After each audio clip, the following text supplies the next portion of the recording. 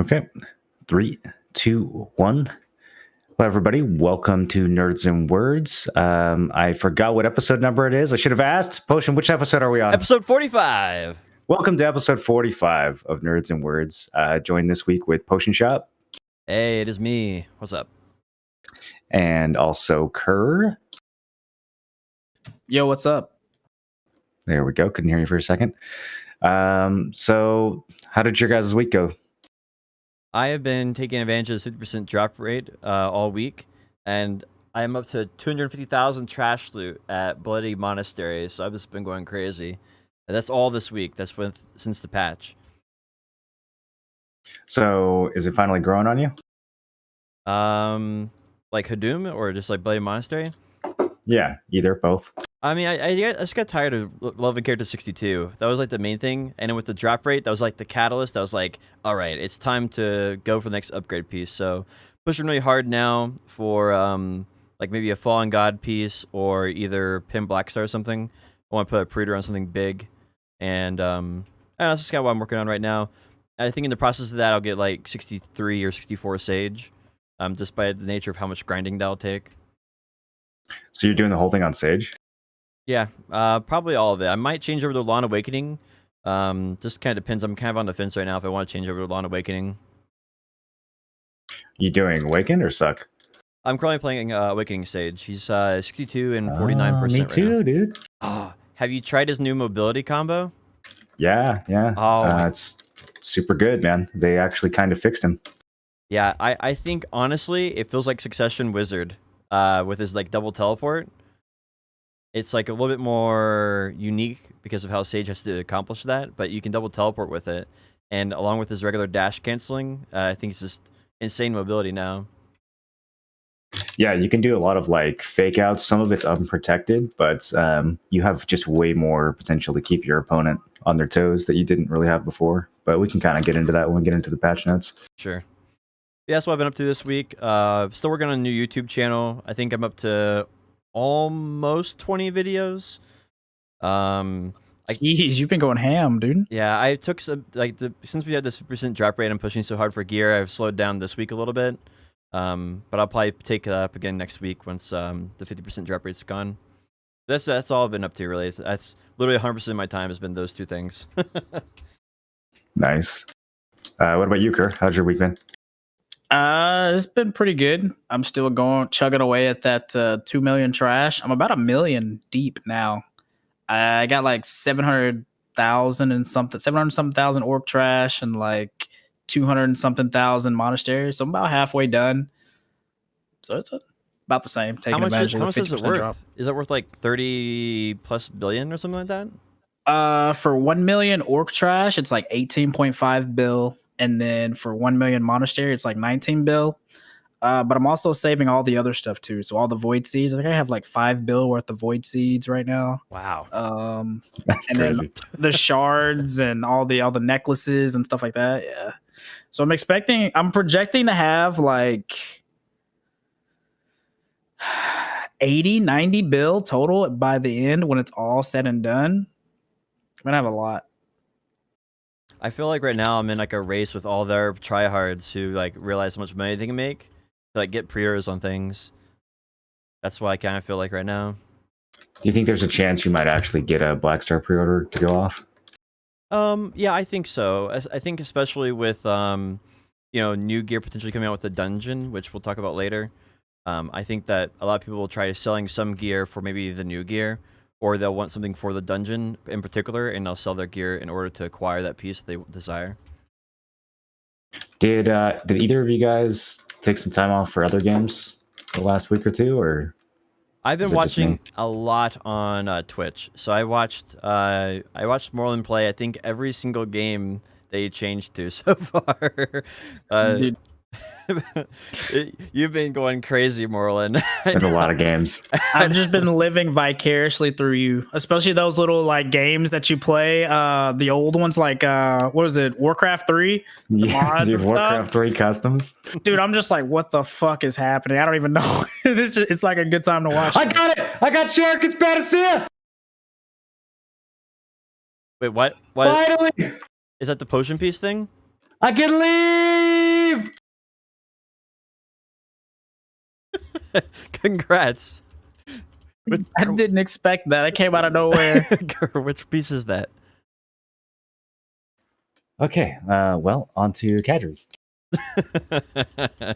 How long have you been there? 3 minutes.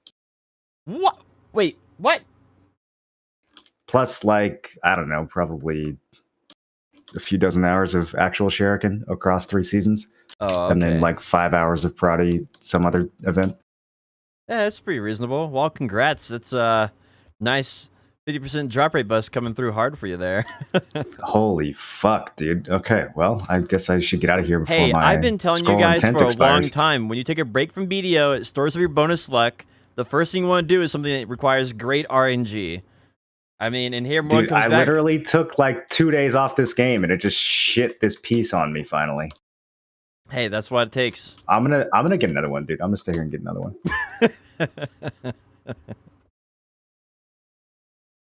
Okay, well, anyways, before we got distracted. So, what was the biggest thing that's happened to you in BDO this week? My week's been pretty good. So I was gone last week. I was doing a 24-hour birthday stream. Man, I've had a lot going on the last couple weeks. So I did the 24-hour Subnautica stream, which I still haven't beaten. So I'm going to have to go back to that sometime in the next few days and try to finish it. It was decent. It's not as good as the first one. It definitely feels a little bit smaller, and I don't like the way they went with the story. But it's really good to be back in Subnautica in general. It's a lot of fun to have a new map to explore and new stuff you can build. So that was really enjoyable. That made 24 hours go by super fast. And then I moved like 2 days after that. So I basically slept all day after the 24-hour stream, and then like got up the next day and had to pack everything and move.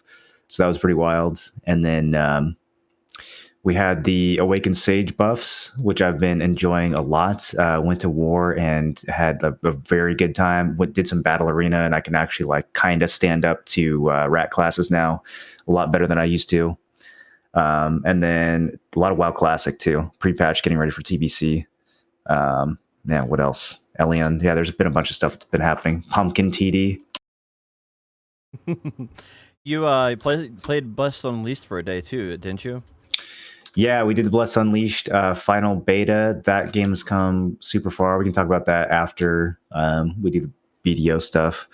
But yeah, it's looking like a pretty comfy side game. I'm looking forward to it. Nice. Well, I feel like I have been pretty busy with everything I've been doing, but honestly, between like when you just throw like you just casually threw in there like, yeah, I moved, like this is like no big deal. I mean, like I'm impressed that it didn't like affect your stream schedule or anything like that. Really, is a big chunk just to pick up a move like that. Yeah, it definitely threw me off. Even now, I feel like I'm not sure if I've fully recovered from like 24-hour stream plus moving, but I feel like I'm mostly back to normal. Yeah. Well, good to hear. Kerr, we did ask. My brain's firing right now. You did tell us what you're doing this week. Or did I get you off? Yeah, I did.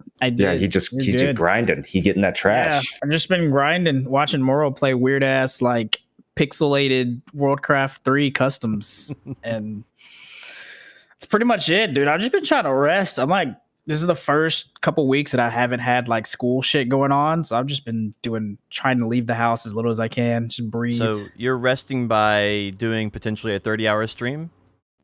Yeah, Moro, I fucked up and I decided to do an uncapped subathon today. And yeah, how uncapped are we talking here? I don't know, dude. I don't know, but what are you currently at? It's already looking like I'm gonna be like 18 hours right now, and I've only been started going for like 2 or 3 hours. So it's okay. It's building pretty quick.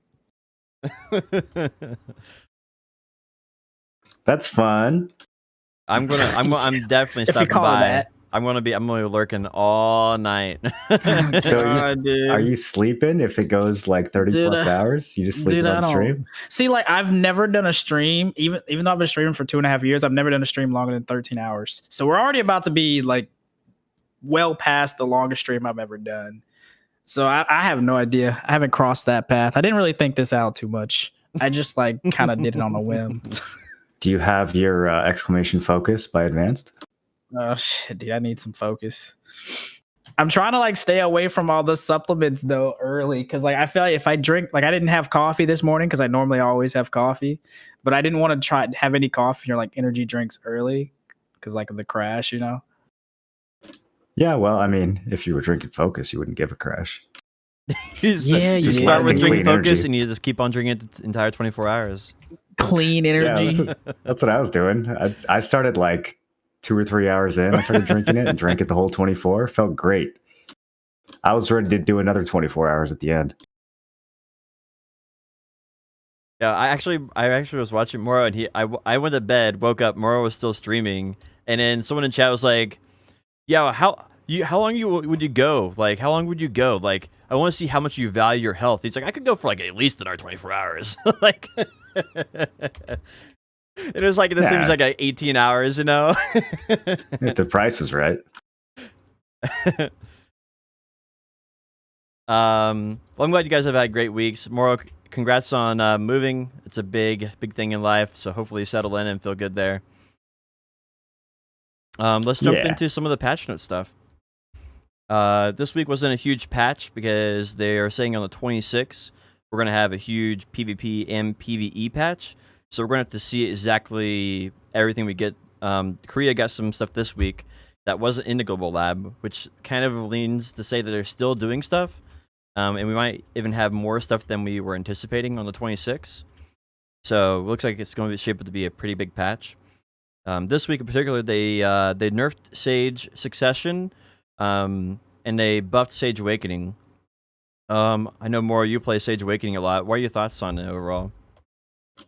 I think they did great. There's still one or two things about the class that I don't like. I don't think it's been shot up into S tier or anything like that. But the change where you can now use the dash whenever it's overcharged, you can use it off cooldown, is a really, really good solution to his movement. I think that's a very thoughtful, creative solution to the problem of him being like too static and not having enough lateral movement. He's still a stamina hog, so you can't really chase. You have burst movement, but if you don't catch someone with that quick burst movement, then you're completely out and stuck for a while your stamina regens. But I think that's a fair drawback. Everything about Awakened Sage to me feels like really thought out and really intentional. It reminds me of like old school warrior class design. I wonder if they have like some of the OG devs that they brought back to design this guy, because I'm actually like shocked at how good of a job they continue to do with him. The downside of having kind of the OG design is that he doesn't really have the power creep. He's not like completely over the top busted like some of the other new classes that have been coming out.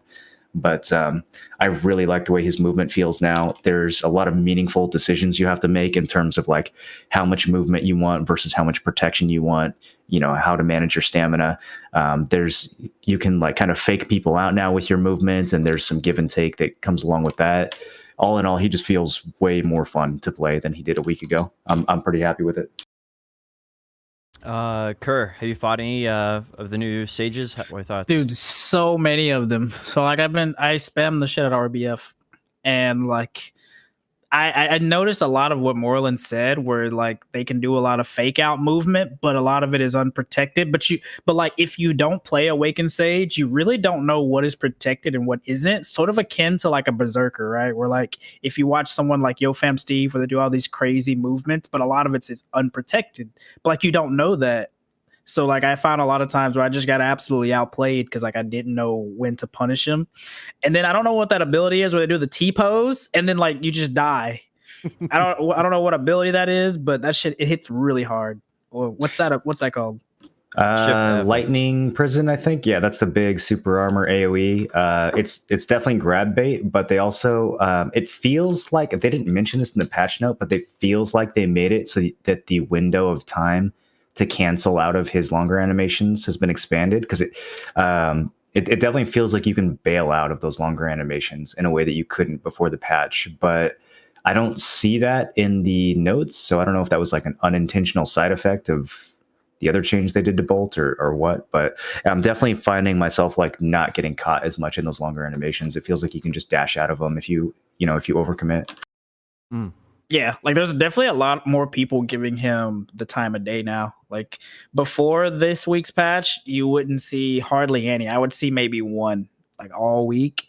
But now, like he's flooded in RBF with Awakened Sages. There's so many of them. People like finally giving him a shot. So He's that's so pretty cool fun to see. play, dude. He's literally. I haven't had this much fun playing a new class. I think probably ever. Like he's the first character I ever spent the money to tag. Um, I still feel like Succession Sage is stronger, even with the nerfs. But in terms of like actual fun factor, he's just such a well designed class. It's great.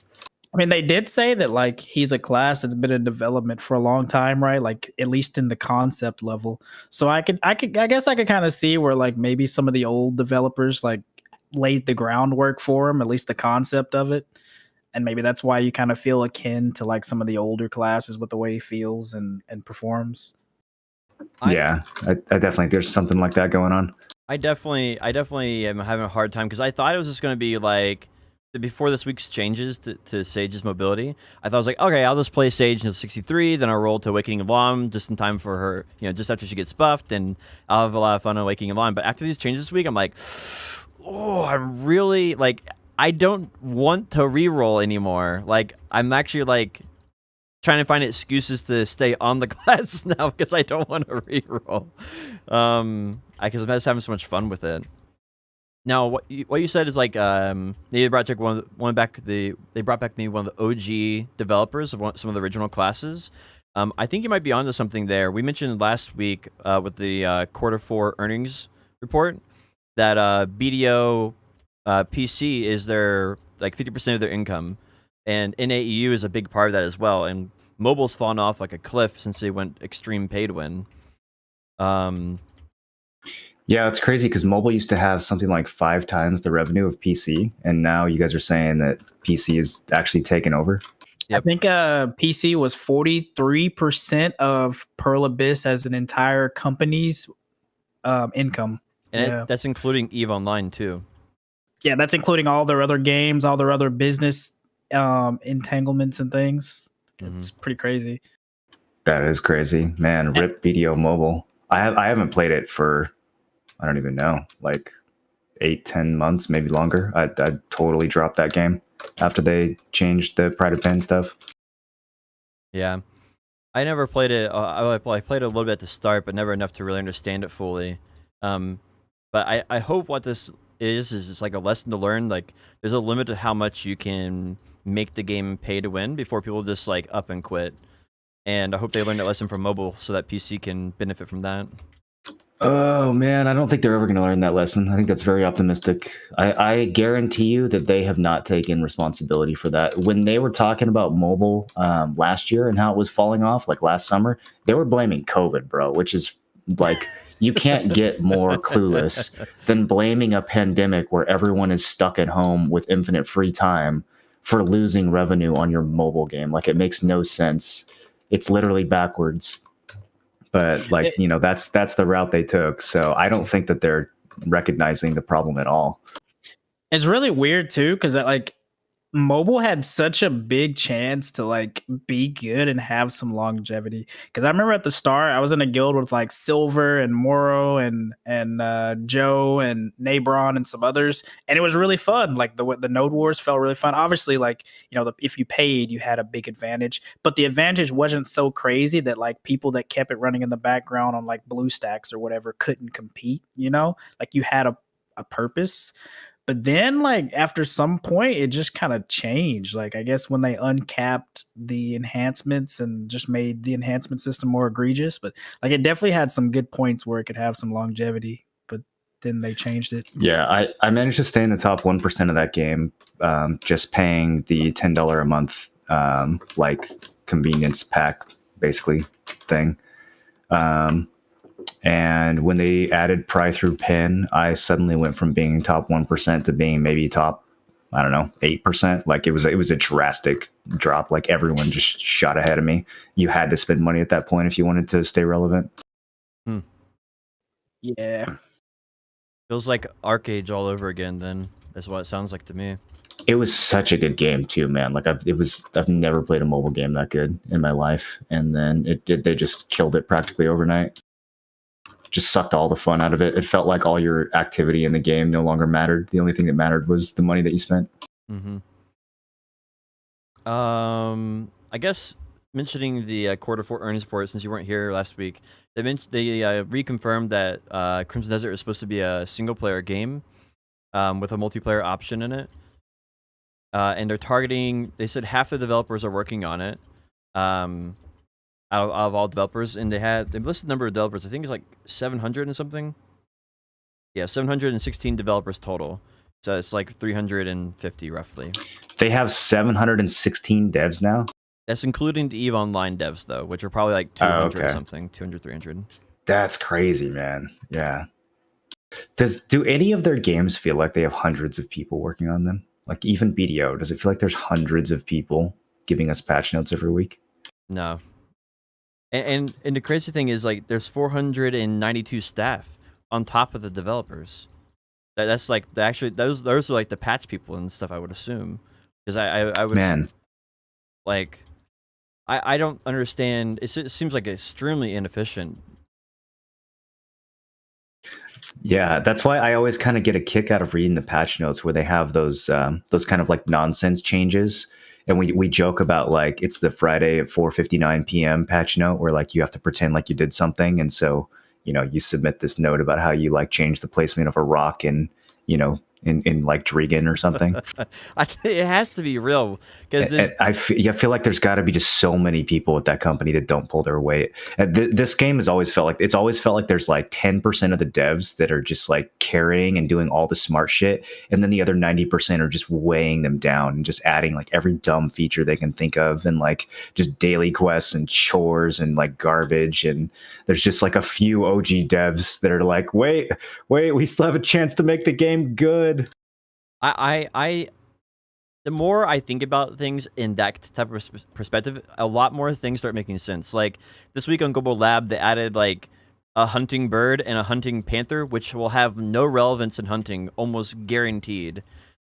And it's just like one of those things that feels like there's like some dude's like, you're in charge of fixing hunting, and every like couple weeks he comes out with a hunting patch. Like he added a couple hunting mobs here, a couple hunting mobs there, and it's his entire job, and he's just getting away with doing basically nothing, really. Yep. One thing that they did say, they on the quarter 4 earnings report, they put out like what they plan to achieve over like going forward. For BDO, they said PC or PvP content development. As their primary so I guess focus, that's too. maybe why. Yeah, they said that's their primary focus in terms of Black Desert for PC and console. That should be their primary focus, especially if NAEU is the majority of their income. They really need to get their head out of their ass and recognize how important PvP is for the Western version of the game. Like even if Koreans don't want open world PvP, they've got to do something about this karma system. They've got to give us arenas. They've got to just wake up and do the basic necessities of a PvP MMO. Yeah, I agree, 100%. Yeah, I guess that's why they're doing the PvP, all these like PvP class changes in the last couple weeks. I definitely think that on an up note, the class balance things have been on point. I mean, there's a few things that are questionable, but the direction they're overall going is really positive, both for PvE class balance and for PvP class balance. Yeah, the balancing has been good overall, but it's also kind of beside the point. It doesn't matter how well balanced PvP is in this game if there's no PvP. Like we need the No War revamp, we need ranked arenas, we need open world objectives that are actually fun and interesting. If we don't have any of those things, then like who cares about balance in a game where there's nothing to do or no reason to fight? Yeah, I mean, I guess for me, I have the optimistic point of view on it, where I see these PvP game modes that they're working on, and maybe internally they say these aren't ready to release yet, but we can go ahead and start bouncing classes for these potential future game modes and get them closer. And I with the optimist in me kind of thinks that is why they're doing it. But I mean, time will tell if it matters, right? They could launch and still be garbage. I am honestly surprised. I'm also surprised that mentioning the PvP stuff, that they're actually, the next big update is not PvP, because they've done the sheriff system, they've done the new Node Wars, They have a GVG thing in a desert for digging. And the next big announcement is actually the Axon dungeon. That was like the really big thing, and I was I was kind of surprised by it because they've released some like footage of it here and there, but it didn't seem like it was anywhere close to being finished. So I'm really surprised they came out with a huge trailer for that. What do you guys think about it? I'm personally excited for it, but I'm curious what you guys think overall. I haven't seen the full trailer, so I don't have much to say. But I don't think I'm not like too surprised that they're releasing it because they have announced it so long ago. I mean, it's kind of one of those like when is this actually going to be released things at this point. So I think it's the sooner they get it out, the better. I think it's good. It's pretty cool. Some of the things that I saw in the video that I noticed was that it's not just gonna be like killing mobs. That they said, and they showed some of the puzzles. So like it'll be based around like having to solve puzzles and like do different mechanics instead of just like kill mobs. Like they showed like boss fights, so there will be like your traditional boss fights, of course, but or like not traditional boss fights, but the BDO-esque boss fights. But they showed some like different puzzles and like mechanics that their players were having to do. So, and that's kind of interesting. Were they good puzzles? I'm hella skeptical of that. I mean, some of the stuff looked kind of cool. They didn't really show you like what the actual point of what they were doing was, but like they were having to like move things around to like light these sigils and like focus these beams of light onto a center platform and stuff in the video. Like it was, I mean, okay. It looked kind of interesting, like I don't know what it's going to be like when it actually comes to the game, but from the video, it was kind of interesting, honestly. Yeah, I looking at the video, I'm thoroughly impressed. It's way more in depth than I thought it was going to be mechanically. I figured what this is going to be is a grind spot with a few, like maybe 5 mechanics at most. That's what I was kind of thinking, but this looks more like a raid, an open world raid that has mechanics to it.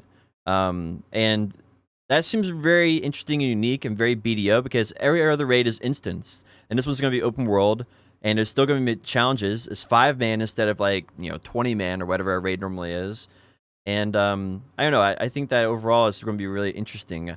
My concern is mainly that I think it's coming out in Korea before it comes out in NA, and I hope that doesn't ruin the enjoyability because things that are like puzzles tend to be one-time experiences and then they're over. Oh yeah, everything's gonna be solved by the time it gets NA. Korea gets it 2 weeks from now on the 2nd of June. So it's like, holy shit, gonna have to try hard, avoid Reddit, avoid everything just to don't get spoiled. Yeah, I am definitely concerned with it being spoiled for sure.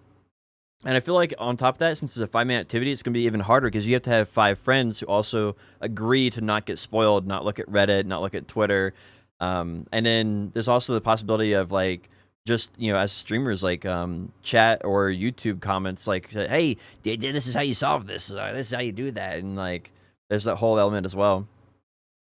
I don't think it'll be that hard because TBC comes out the day before this dungeon, so we'll be so busy playing TBC for 2 weeks that I'm going to be completely out of the BDO loop for the first 2 weeks of TBC, and so this is kind of coming out just at the right time for me. They said it was like the 18th or something for NA, right?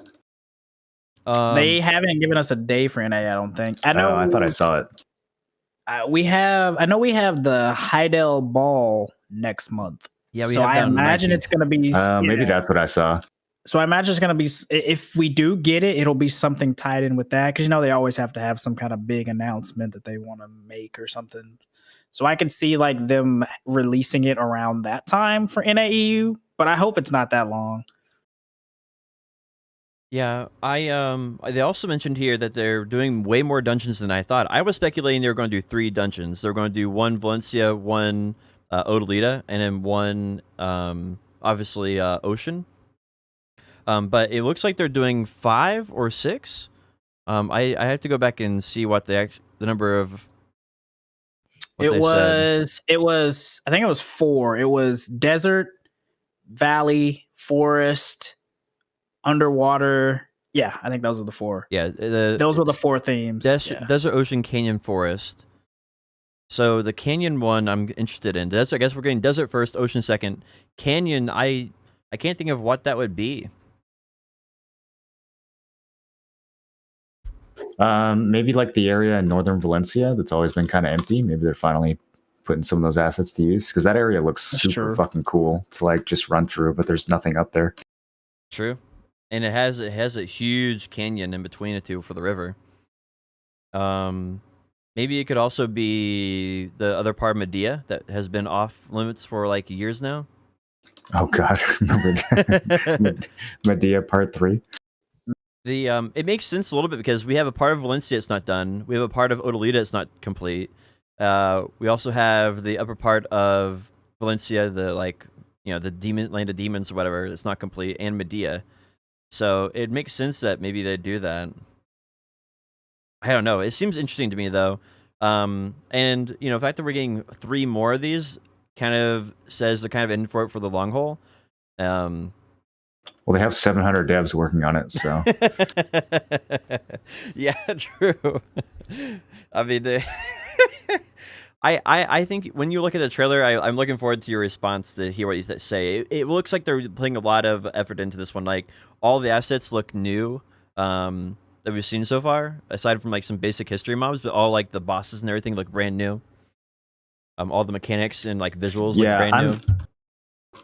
I mean, I hope that they just kind of experiment with some new stuff and see what works. If it's like the other bosses that we've had in BDO, those have all kind of just been pretty disappointing for the most part. So I hope they have some of this 700 person team has some kind of like new blood that can shake things up a bit.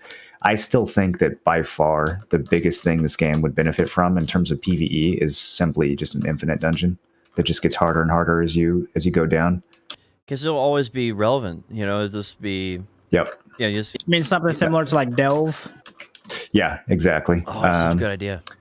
Or like greater rifts. Yeah, something that just continuously scales, and every floor that you go down is a 1% higher drop rate than the floor above it, and like it would give you a constant reason to test yourself and your gear and your rotation and push yourself, like something more than just trying to squeeze out an extra 100 trash at Red Orcs. Like it would really give you something to push yourself and test yourself, and there could be group versions of that as well. Seasonal leaderboards for what team comp can push the lowest.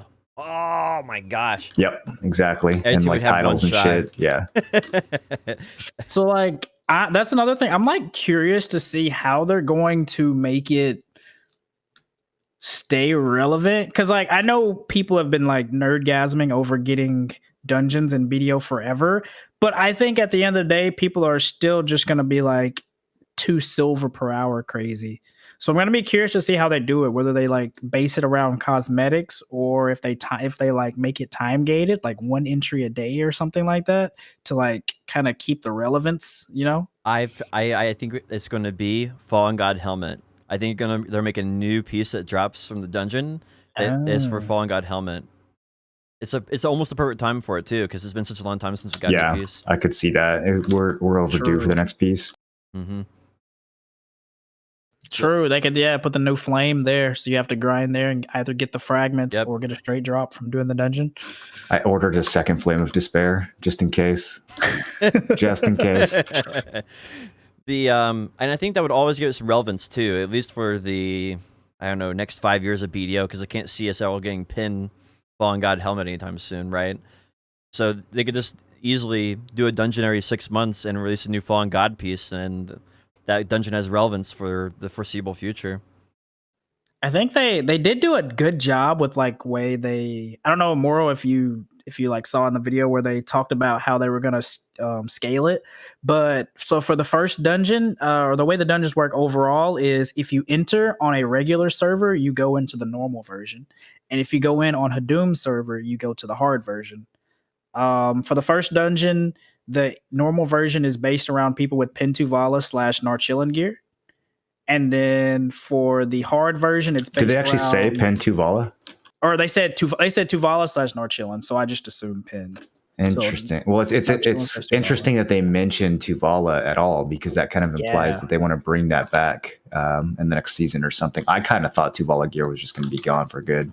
Same. but it sounds like maybe they want to try to re-implement it somehow. Yeah. And then they said the first dungeon will be based around 280 AP, 340 DP. And every dungeon that they release subsequently, the 3 that comes after will be harder than the last. Okay. Yeah, I mean, we'll see. So it seems like I guess they have some kind of like, I don't know, some idea of the way they want the power to scale, but yeah. I think it could be really cool if they actually have like mechanics that require you to react and think on your feet rather than just like, turn off your brain and grind castle ruins. Because I think both those things have their place in the game, right? Like just turn off your brain and blow shit up is definitely part of BDO. But they can't just keep adding more and more turn off your brain spots because they're just going to cannibalize each other. At some point, you need something different to do in the game, especially when it comes to group content. So Absolutely. I wish them the best. I really hope that it works out.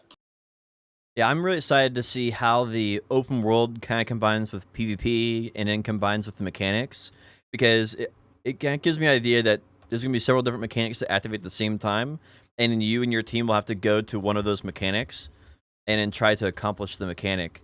And so it could be you and someone else tries to go to the same mechanic, or you could be like, you guys go that one, we'll go over here to this one. And I want to see how that open world dynamic works, and if maybe there is no open world dynamic, and it's just whoever first come first serve. But I'm really curious to see how that You know what works. I want to see? What? Right, you know what I want to see?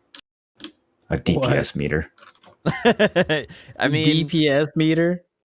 Oh, it would be actually really cool for the bosses. Yeah. If you both have Okay. a mechanic boss. It would definitely dox how overpowered certain classes are, though. DPS meters would be nice, dude, honestly. At least for like the boss fights in a dungeon or whatever, like for that. Yeah. That kind of stuff. Mm-hmm. I mean, I don't even know why that's not even a thing for world bosses, honestly. Like just to kind of like flex, give you a point to like for someone. Yeah, they track your damage against world bosses and give you loot based off of it. They just don't tell you what your performance was. I feel like that's just like easy, like low hanging fruit. Super low hanging fruit, yeah. That's what I'm most excited about is definitely the dynamic of like if there's gonna be any like emergent content. That's what you like the famous from Albion Online is what you really liked. So I just want to see if there's any type of potential for that kind of stuff happening, where it's just like you've been there for 100 hours and all of a sudden you have some new content that never happened before because 2 different enemy guilds showed up and tried taking over the dungeon, and I don't know. I think some things like that could be interesting. This dungeon exists on every channel, open world, right? So anyone can just enter. It's like Historia, basically. Mm-hmm. Yeah, I think there's some basic challenge to get in, and then once you're in, it's just open world. That is interesting. I wonder if PvP is gonna fuck that up. I almost want them to make a dungeon where there's just no karma, like where PvP is built into it. Oh, that'd be really fun. Just like it's like competition. Like it's 2 teams have to compete over the same room, and whoever team has the most DPS to the boss gets in, or something. Or like one boss, whoever does fight over the boss who gets the loot. Probably the best content that I've ever seen in a PvP game was Albion Hellgates, where you would do a 5v5 instance against another group, and there was like some minor PvE. It wasn't like super challenging. It was just like challenging enough to where you had to not be fighting the boss when you got jumped by the other team. But you basically had to like scour the dungeon and kill some mobs and find the other team. And when you killed the other team, you kicked them out of the dungeon, and the winning team got to kill the final boss and get like the reward for that instance. And That's that was insane. Super fucking addicting, dude. We would do that shit for like 12 hours a day. Yo, dude, honestly, to this day, Hellgates is probably it's probably weird, but it's probably my favorite PvP experience in like online games. I don't know. I know many people may not say that, but just Hellgates were just so fun because you never know what kind of comp you were going to run into. You always had like the risk and reward of like they're actually fighting for stakes and things. I really like Hellgates. It's so simple and it's so fucking good. You constantly have that tension of like, where's the other team? Where's the other team? Okay, who are they? What guild are they from? What comp are they running? Like, check their gear. Like, and then the stakes were always high. It was just so good, man. And it's so easy to implement something like that. Like, it's such a basic, easy formula. Hellgates. Dude, the Hellgates were really nice because like every now and then you'd get somebody to bring out like a weird comp, like some claws or something like that. And you'd be like, wait, what? And it would catch you off guard. Yeah, and there was like 2v2 versions and 5v5 versions, and then there's like gear capped versions and uncapped versions. It's so easy to just make that work for everyone in the game, no matter what level they're at. But yeah, anyways, we didn't talk about, we talked about Awakened Sage getting buffed, but we didn't talk about Succession Sage getting nerfed. They didn't add the invisibility, or did they add the invisibility? No, they're still invisible, bro. It wasn't that much of a nerf. It was, I mean, it's significant in the sense that, what they did is they took the iframe off. When you spam the dash, you no longer spam an iframe. You only get the iframe when it's off cooldown, and the rest of the time you're in super armor. So if you rift chain up to a group of people and drop a cube on them, and then you rift chain out, you still have super armor, you have increased DP, and you have increased grapple resist, and you're still invisible. But you can still get hit by splash damage. So, I mean, you can still, you can be killed accidentally by, just wizard AoEs and shit. But realistically, no one's going to grab you when you're fucking invisible in a ball versus ball fight. Like, even in 1v1, you have to basically, track your mini-map because you still can't see where the sage is on your screen 90% of the time. Mm-hmm. So it's just like mini-map simulator PvP, which is super fun and enjoyable. I don't know. I'm pretty underwhelmed. I think that visibility change absolutely still needs to come back in. I don't know why they rolled it back. Fuck Succession Sage. I feel like they should add the iframe back almost, and then make it where it's visible, because that's the most important thing in the game. You can't react at all. You don't know if you're supposed to super armor. You don't know if you're need to reposition. You don't know if you need iframe. You have no information given to you. And I feel like at the very least, the bare minimum, you should be able to tell where the person is going, because you can go into a rift, go backwards, forwards, left, right, do a circle. Without it, that's very, very crucial information for a player, and for that to be left out, I feel like is a pretty big oversight. I honestly think they didn't even nerf one of the biggest things that makes the class so strong is the fact that he can still shred your evasion by 18% with a single ability, and he himself can have a 16% accuracy buff virtually for the entire time of his combo. Yep. That, none of that was changed, so he could literally still build full AP in an evasion meta and just blow people up. So the class is still amazing, right? Yeah, Awakened Sage actually can kind of do the same thing. They added a 9% accuracy buff on one of your quick DPS skills on Awakened Sage. So both specs are doing really crazy damage against evasion builds. Putting the same tagged gear on my Awakened Sage versus my warrior, it's insane how much more damage I do on the Sage. Yeah, it's sort of like it has too many things, and you need to choose a few of them. Like, the iframe is kind of what a lot of the Sage is like, and then the extra DPS is kind of a bonus, and then visibility again is sort of like a bonus. So I don't know. I feel like they targeted the one thing that what makes everybody kind of upset, because the people who want nerfs still want more nerfs, and the Sage feels like he got a huge nerf because now he can die while he's invisible, and he's in a super armor, and that doesn't feel good either. So I don't know. I feel like they could have handled it a lot better. Hopefully they go back and make another pass at it. Yeah, I don't know. So my chat is trying to tell me that they ninja patched it so that you can see him when he's rift chaining, but you just have to turn your effects up. I don't know about that, because I have my effects turned pretty high, and they're still invisible to me, so I'm not sure what's going on there. Is that what that hot map patch they did yesterday was for? Bro, they did do a hot patch. I ended my stream. I was so mad about that. I literally woke up early to start my stream, and within I think 2 hours, they took it down for 3-hour maintenance. They said they fixed flame towers, watches, and something about Nova, I think, had something wrong with one of her duration on her abilities. But 3 hours of maintenance out of the blue for that just doesn't feel quite appropriate. Maybe that's what they did. Maybe the Sage got a secret nerf in there. I don't know. Someone's saying this happened 2 weeks ago. I find that very hard to believe. Where's the clip? Yeah, I mean, everybody's still been complaining about the invisibility, so I doubt that's... I was fighting a shitload of sages on Wednesday, and they were all invisible as fuck the whole time. But yeah, anyway, it's an issue at the very least, and they do need to take another look at it. Like, it's a I think it's a fairly big issue overall. And if they want to make it where he's this, sort of like assassin burst mage, like that's fine. But give people the ability to play around that if that's the playstyle they want, right? By giving visual cues or like some other way of players being able to interact with it, other than surprise, you're dead, you know. Yeah, or if it was like if like taking damage revealed you out of stealth or something. I don't know, spammable stealth is just not fucking fun or interesting. Like, the mini-map simulator is not good PvP. Yeah, I mean, you gotta think, how do they bounce ninjas, right? You take any type of damage, it reveals you, correct? Unless I'm mistaken. Yeah, you can, if you think you know where a ninja is invisible, you can throw AoE his way and still, catch him. With Sage, it's like, it doesn't matter. Mm-hmm. Yeah, hopefully they do look at that again. I'm not like a big peer, so my opinion on it is kind of just like, just bare bones, not much to it.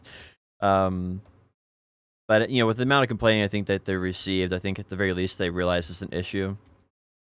I'm just really glad overall that they made Awakening Sage more viable for sure though, because it was like a new character come out and I hardly saw any of them. So there was like a problem on release when like there's a new class and it's not flooded in RBF and like open world and stuff. So I think that was good. They gave him some pretty good changes, honestly. Yeah, I'm a little afraid that it might have been too much, but at the very least, I think it's better to have too much than too little, just so that you get that new class enjoyability phase, for a couple months, and if they have to readjust it later on, I think that's fine. Well, so like the biggest thing for me as someone like on the outside fighting success or Awakened Sages, I feel like even though Awakened Sage is pretty strong, I feel like there's actual counterplay though, right? So like I don't feel like it's a class. It's like Succession Wizard level of oppression where it's like if he teleports in, you either grab him or you're fucked, sort of thing. Where it's like the Awakened Sage actually has to like manage his stamina and like all of his movement isn't protected and things like that. So like I don't feel like it's super oppressive to fight against him, which is nice to see for like a new class. Right? Yeah, there's some clear weaknesses to Awakened Sage. I think if you haven't played Awakened Sage, he might seem like pretty oppressive, but if you mess around on the class and you see where his openings are, he's got some very obvious weaknesses that you can take advantage of, and especially when the grab is on cooldown. And, the grab has a 13-second cooldown. It's not super fast like other classes, so if he misses that grab, then you can put a lot of pressure on, and he doesn't have enough protected movement to stay alive for 13 seconds, so... Yeah. So I think for right now, it's okay if they just leave it how it is and just kind of see. What do you guys think about his PvE? Like, how you guys feeling with his PvE? I feel like his PvE is an interesting spot. So if you sweat really, really hard, similar to how you would on like Succession Sorceress, you can pull in ludicrous trash numbers, make people mouth water. But I think your average grind, when you're not try-harding, you're not like animation canceling stuff, I feel like I think it's very respectable and kind of, just kind of average. So I feel like it kind of depends on what you're looking for. Like if you're just looking for a casual grind, then I think people are still going to choose like the Guardian over it, right? Because like Guardian is that go-to boomer class for like this easy grind, and I don't think Sage Awakening is going to replace that. But if you're looking for like, I want to pull 6,500 trash loot, I think he might be able to pull that if you maximize everything, how to do your pulls, how to kite, because he's perfect for kiting because every single ability allows you to dash again. So I think he can pull really, really good numbers once you get geared and you know how to do everything. So it's just a matter of how much work you want to put in at that point. That's the question, right? He definitely has a shitload of DPS. Like with the pet, if you're PVEing and your target is standing still and you're dropping lightning pets on him, the DPS is crazy high.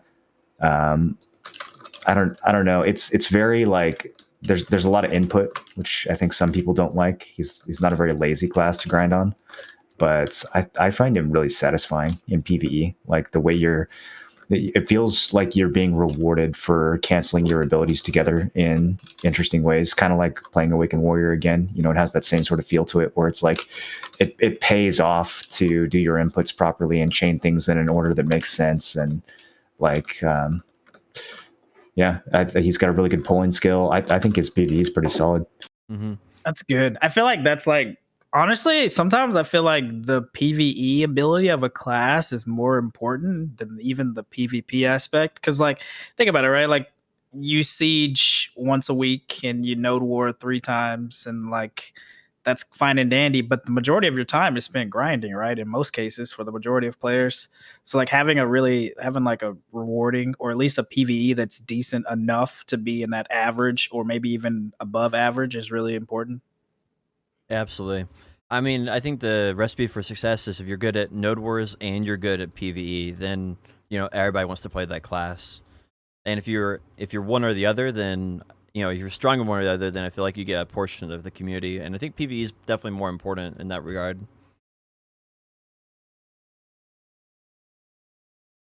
What else do we have from the patch? Wasn't a whole lot in here. Let me see. I think that was They added more like family it. inventory spots, so you can buy up to, I think they said 48 or something. Pog, 192 slots win. I actually don't really mind this. I feel like this is a healthy way to monetize the game. Because it's not something that you need, but it's convenient and allows you to reroll different characters a little bit more easily. I'm still waiting for them to add the infinite potion, map, compass, and all those treasure items to there, so you can put those in there. But it is very bizarre that they won't let you put those items in there. Yeah, I'm not sure what that's about. I feel like this. Yeah, I think I agree with Potion. I think it's okay. I think it's a good way to monetize, where it's like one of those things where if you don't have the family inventory slots, you don't feel pressed to get it. Like, you don't have to have it. But if it's like you do like having that convenience there, then it's nice to have, right? I think Mm-hmm. monetization methods like that are really good, personally. Yeah, and I think the only change I really want left for it, other than like, I don't know, more LT or just the traditional ask for family inventory, is I just want to be able to open my maid and be able to click on my family inventory and put things that are allowed to go in there. That's like the only change I can think of right now that I would really enjoy, because there's lots of times where I have to put it for my maid in my inventory and then move it from my inventory to family inventory. And I think removing one more step in that process, making where I can just go straight from bank to the family inventory would be really convenient. There's a lot of bloated input when it comes to inventory management in this game. Like a lot of things that take 3 or 4 clicks that should take 1 or 2. Mm-hmm. It's just kind of, I don't know. It's weird how they've designed things over the years. It kind of stacks up. Thinking about inventory, the Global Lab had an awesome change, if I'm understanding it correctly. Inventory and gear is now part of the escape menu. So when you press, I assume you press the I key for your inventory, but now it pulls up your escape menu. So if you want anything else, you can just immediately click over to it. Like you press I, you can get access to all your information there, like Central Marketplace or anything. So I feel like that's a really good change if I'm understanding it correctly. I feel like the UI might look a little weird, but it looked okay on Global Lab on what I saw in the patch. What do you guys think? Do you guys think that's going to be really awkward for it to be in the escape menu, or the escape menu? I'm trying to think of when that would matter to me at all. Yeah, I was kind of like, I think it could be cool. I was trying to think picture in my head how it's gonna work out, because they didn't exactly like show pictures or anything of it. They were just like talking about including like being able to access your inventory and stuff like that from the escape menu all in one place. But I was having trouble kind of like visualizing in my mind. There's one photo I think they added to it since they released the patch notes. Yeah, they basically have it where it's one big menu now, is what it looks like. Okay, that could Um, be interesting, I guess. So it looks like the same thing we have right now when you press it, but it's just one big menu instead of two menus is what it kind of looks like based on the screenshot they gave. It looks like it's just one big menu now.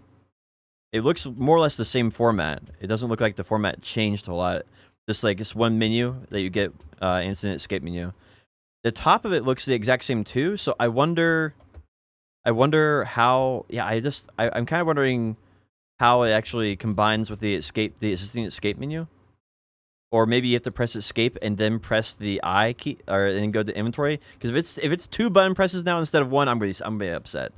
I still want my I button to work properly. Yeah, I've got to be honest. I have no idea what we're talking about. I'm trying to like imagine when I need to use the menu in my inventory. Well, I guess I don't think this is going to affect me very much. the thing I like about it is that it reduces the total number of menus in the game for a new player to have to memorize if done properly. So the number of inputs are the same, but the number of menus the player has to memorize. Right now there's P, there's maids, there's pets, there's workers, there's all these different menus. If they start incorporating those where they're in your escape menu instead, then you can just have one button to access kind of all of that. And if you want to, you can set a hotkey to open up the specialized menu inside the escape menu.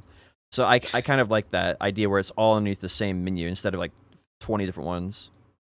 I think if they do it right, it can be good. I'm Yeah. kind of like a creature of habit when it comes to UIs. Like I don't know. I like my old escape menu UI. You're still using that old fucking... Yeah, I was dude. just going to say, did you guys know there are still people using the old escape menu? Yeah, dude, Kerr's one of them, bro. I need to still get rid of use that. it. I use it. Do you use the new HP bar? No, I used the old one. Okay, see, I don't know. I just like the old. I like everything just being right there. There's like too many tabs on the new UI. Okay. I just go with whatever takes up the least screen space. So the old HP bar was smaller, so that's why I chose it. I like having a search function. I can't imagine trying to find shit in this game's menu without a search function.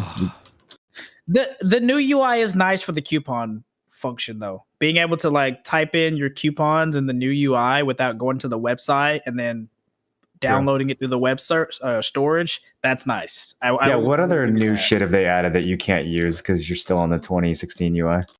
I wouldn't know because I still use the 2016 UI, dude. That's kind of crazy. What? I wouldn't know. They need to just give an end date, like, hey, in 6 months from now, we're turning off the old escape menu. No, they dude. They just need to give you a deadline, and then you'll have to do it. Forced assimilation. Yep. Move over. There's some things like the HP bar, which I understand because being able to customize your HP bar has like PvP, thing. It's where you don't have to move your eyes as much and stuff. So I can understand having the custom HP bar. But the old escape menu, Kerr, I don't.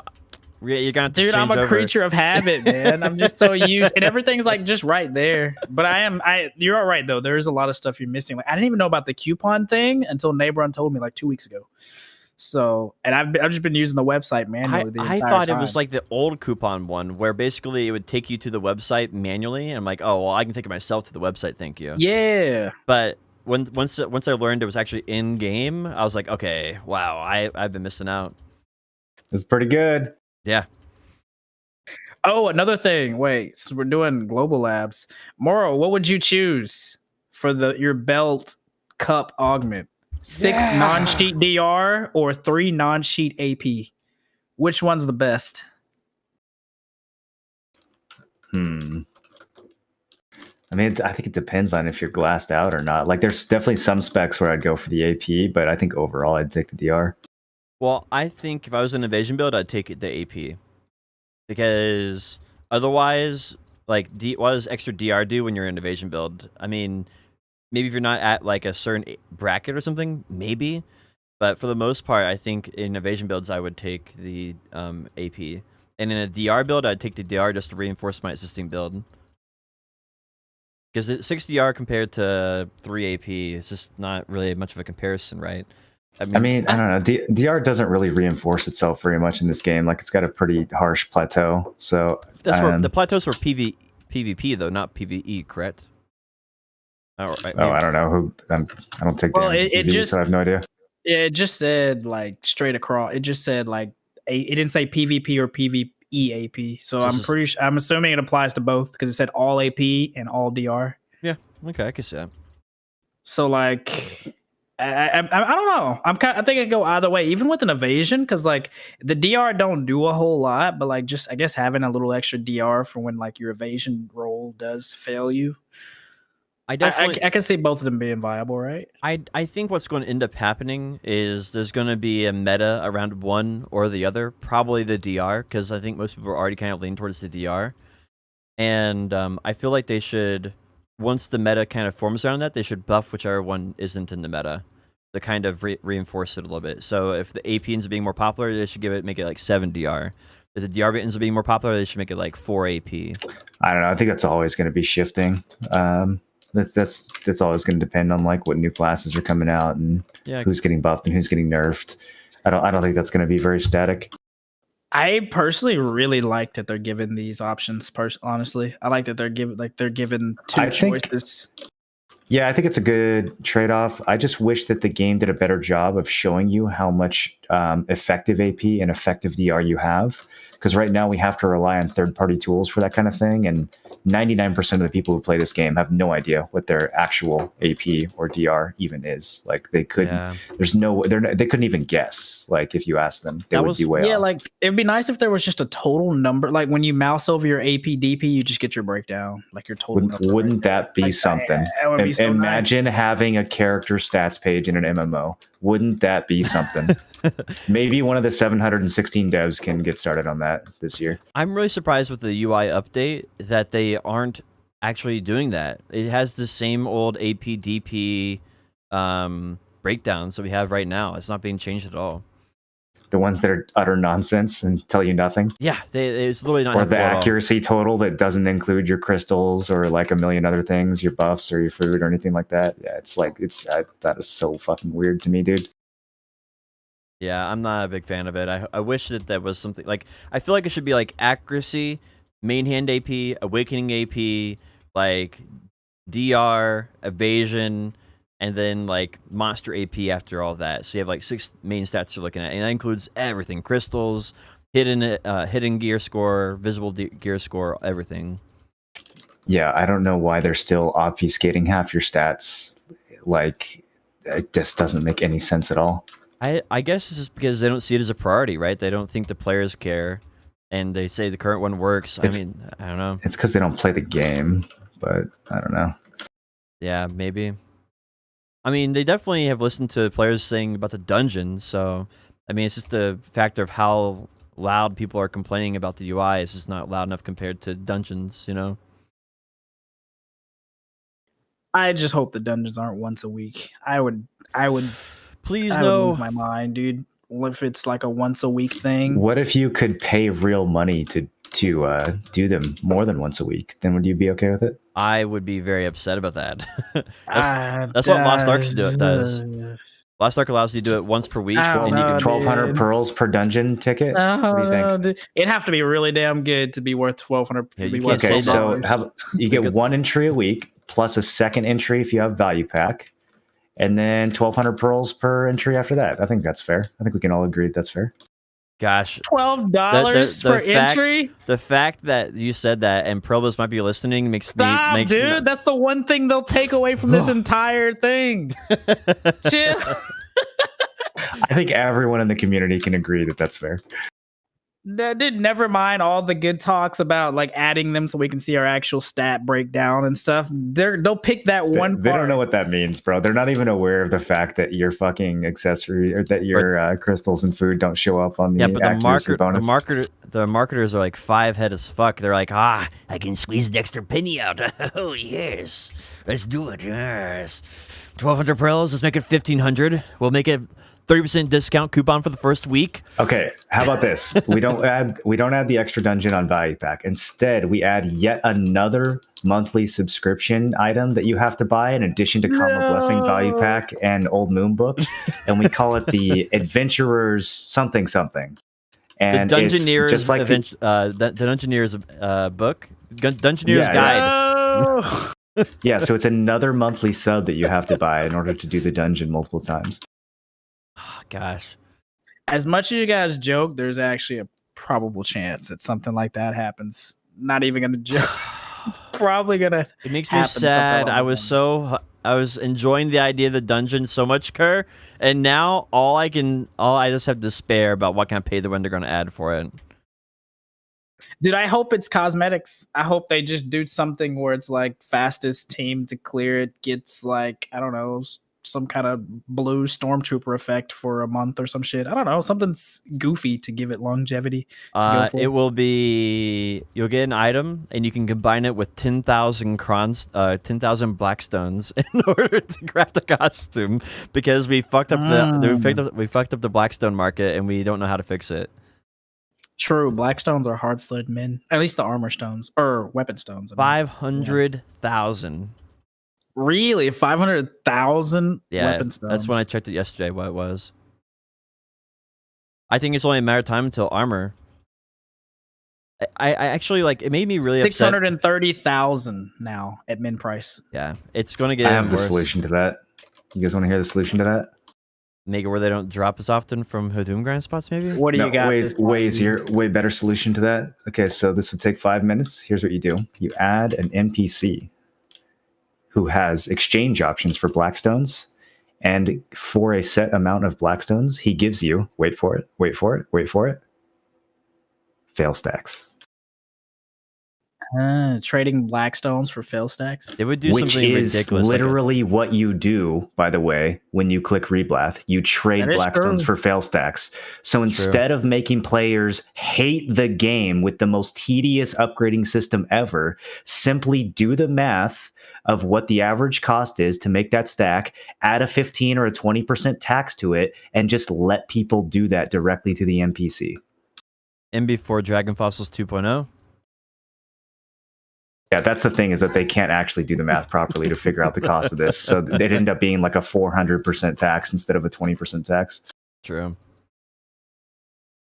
I actually did the math maybe 3 months ago about the difference in like the +5 permanent fail stacks versus not having any, and the price difference is insane.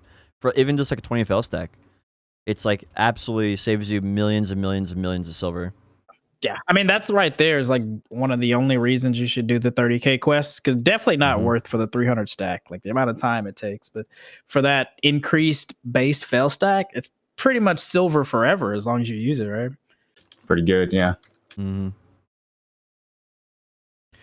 Oh man, I just can't get the thought of my head about 1,200 pearls for a dungeon reset. I'm going to have nightmares tonight, bro, about it. I'm going to have nightmares about it. I was trying to think what else there was. I think that was like it for the global lab patch, right? This one was like pretty tame. Oh, honestly. one thing I was thinking about for global lab is why in the world can't we combine blue shard and yellow shard? Because these new ones are yellow and red and blue and red again.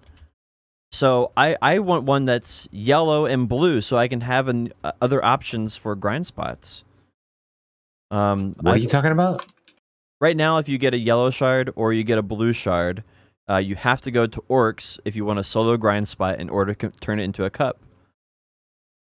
And so... Wait, but that's the whole point, is that it spreads you out across different spots. Well, there's only one spot. It's either there or a 3-man spot, right? Because, like, those are the only 2 options. And so for the other 5 grind spots in the game, your only option is red orcs.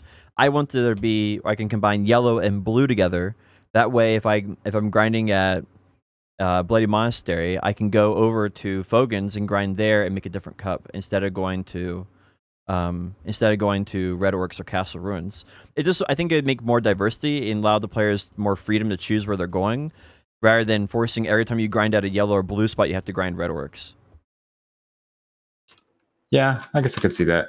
I think they'll probably do it eventually, right? Maybe for like the earrings or something, because they still have a couple more augments, right? We only have one augment for the neck, which the other slots have two, and we don't have an augment yet for the earrings. So I mean, I feel like they could still do it eventually, maybe. Yeah. We'll have to see. I mean, I think the bigger thing here that they need to do is make it so that you can extract your cup off of an accessory without paying a 99% fee. Is that how much it is? I saw you could extract it. Is it 99%? Yeah, you get one piece back out of 100 or out of 200. It's even worse. It's even worse than 99% because you get one back out of 200 pieces. Yeah, like it's very, very silly. It's bad. It's really bad.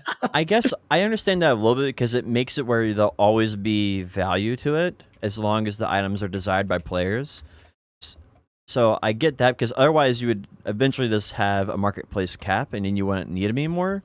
But that is way too steep. It should be something like a 50% tax or like 75% or 25% tax or something, you know?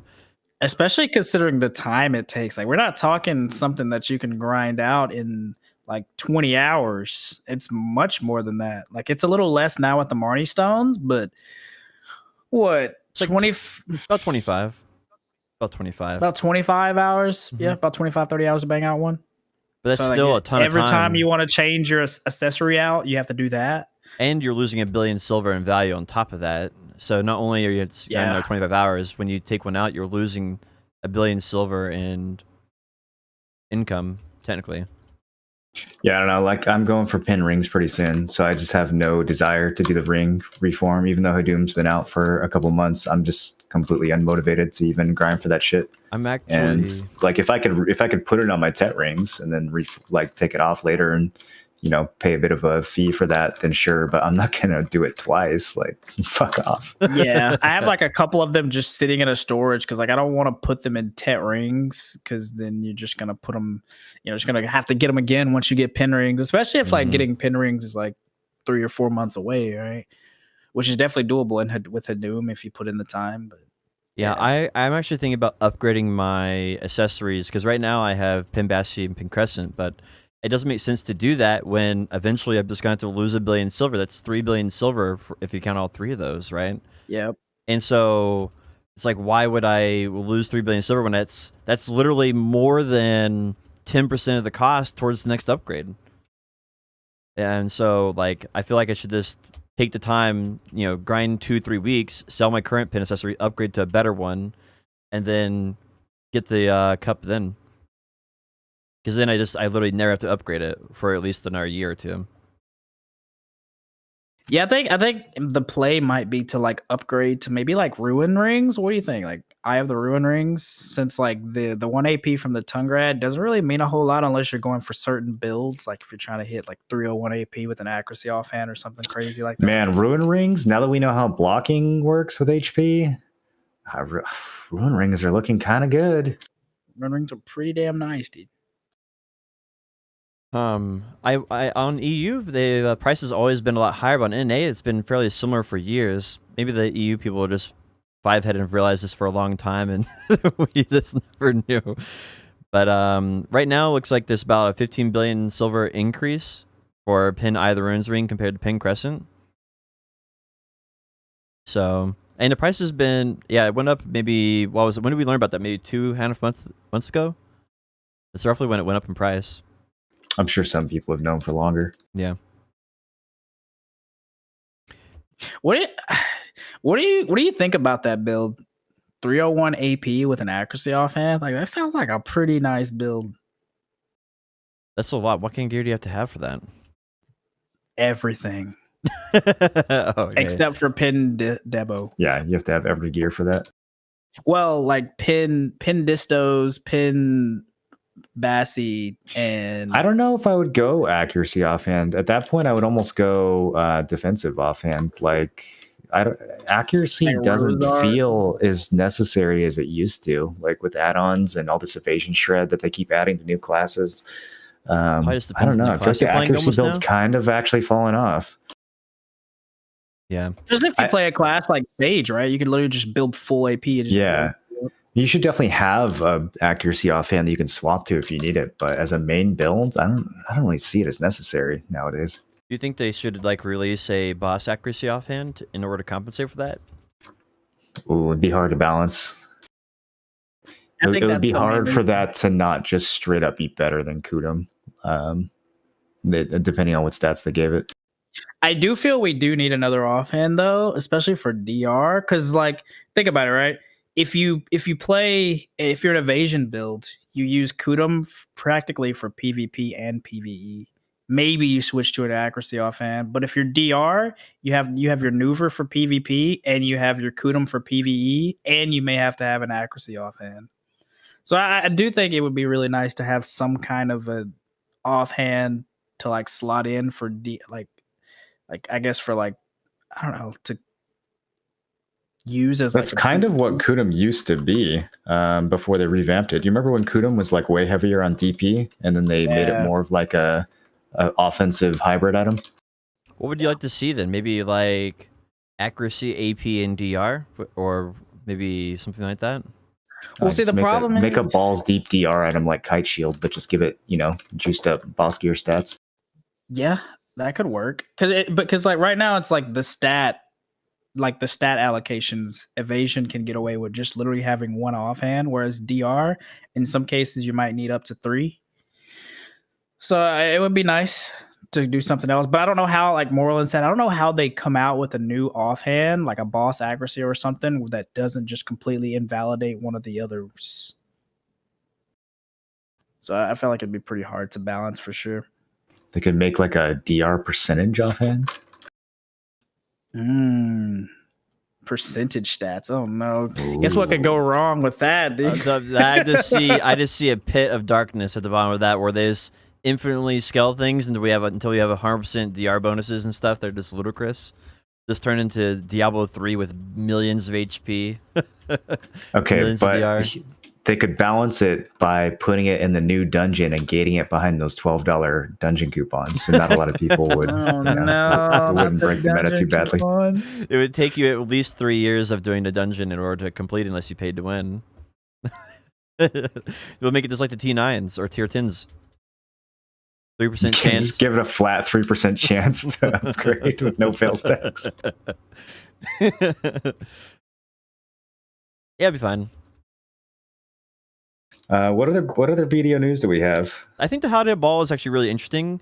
I think we should do speculation though, rather than what we want from it. I don't know, something like that. What is? I don't know. Well, for people who don't know, the hideout ball is like where Probus gets up on a stage and they're like, "Look at all the good things we've done. We're really listening to the BDO player base. Look at all these other good things we've done. We've really been listening to the player base." And then they list off like 500 things that are going to come off, and like they're going to come out in like 2 years from now.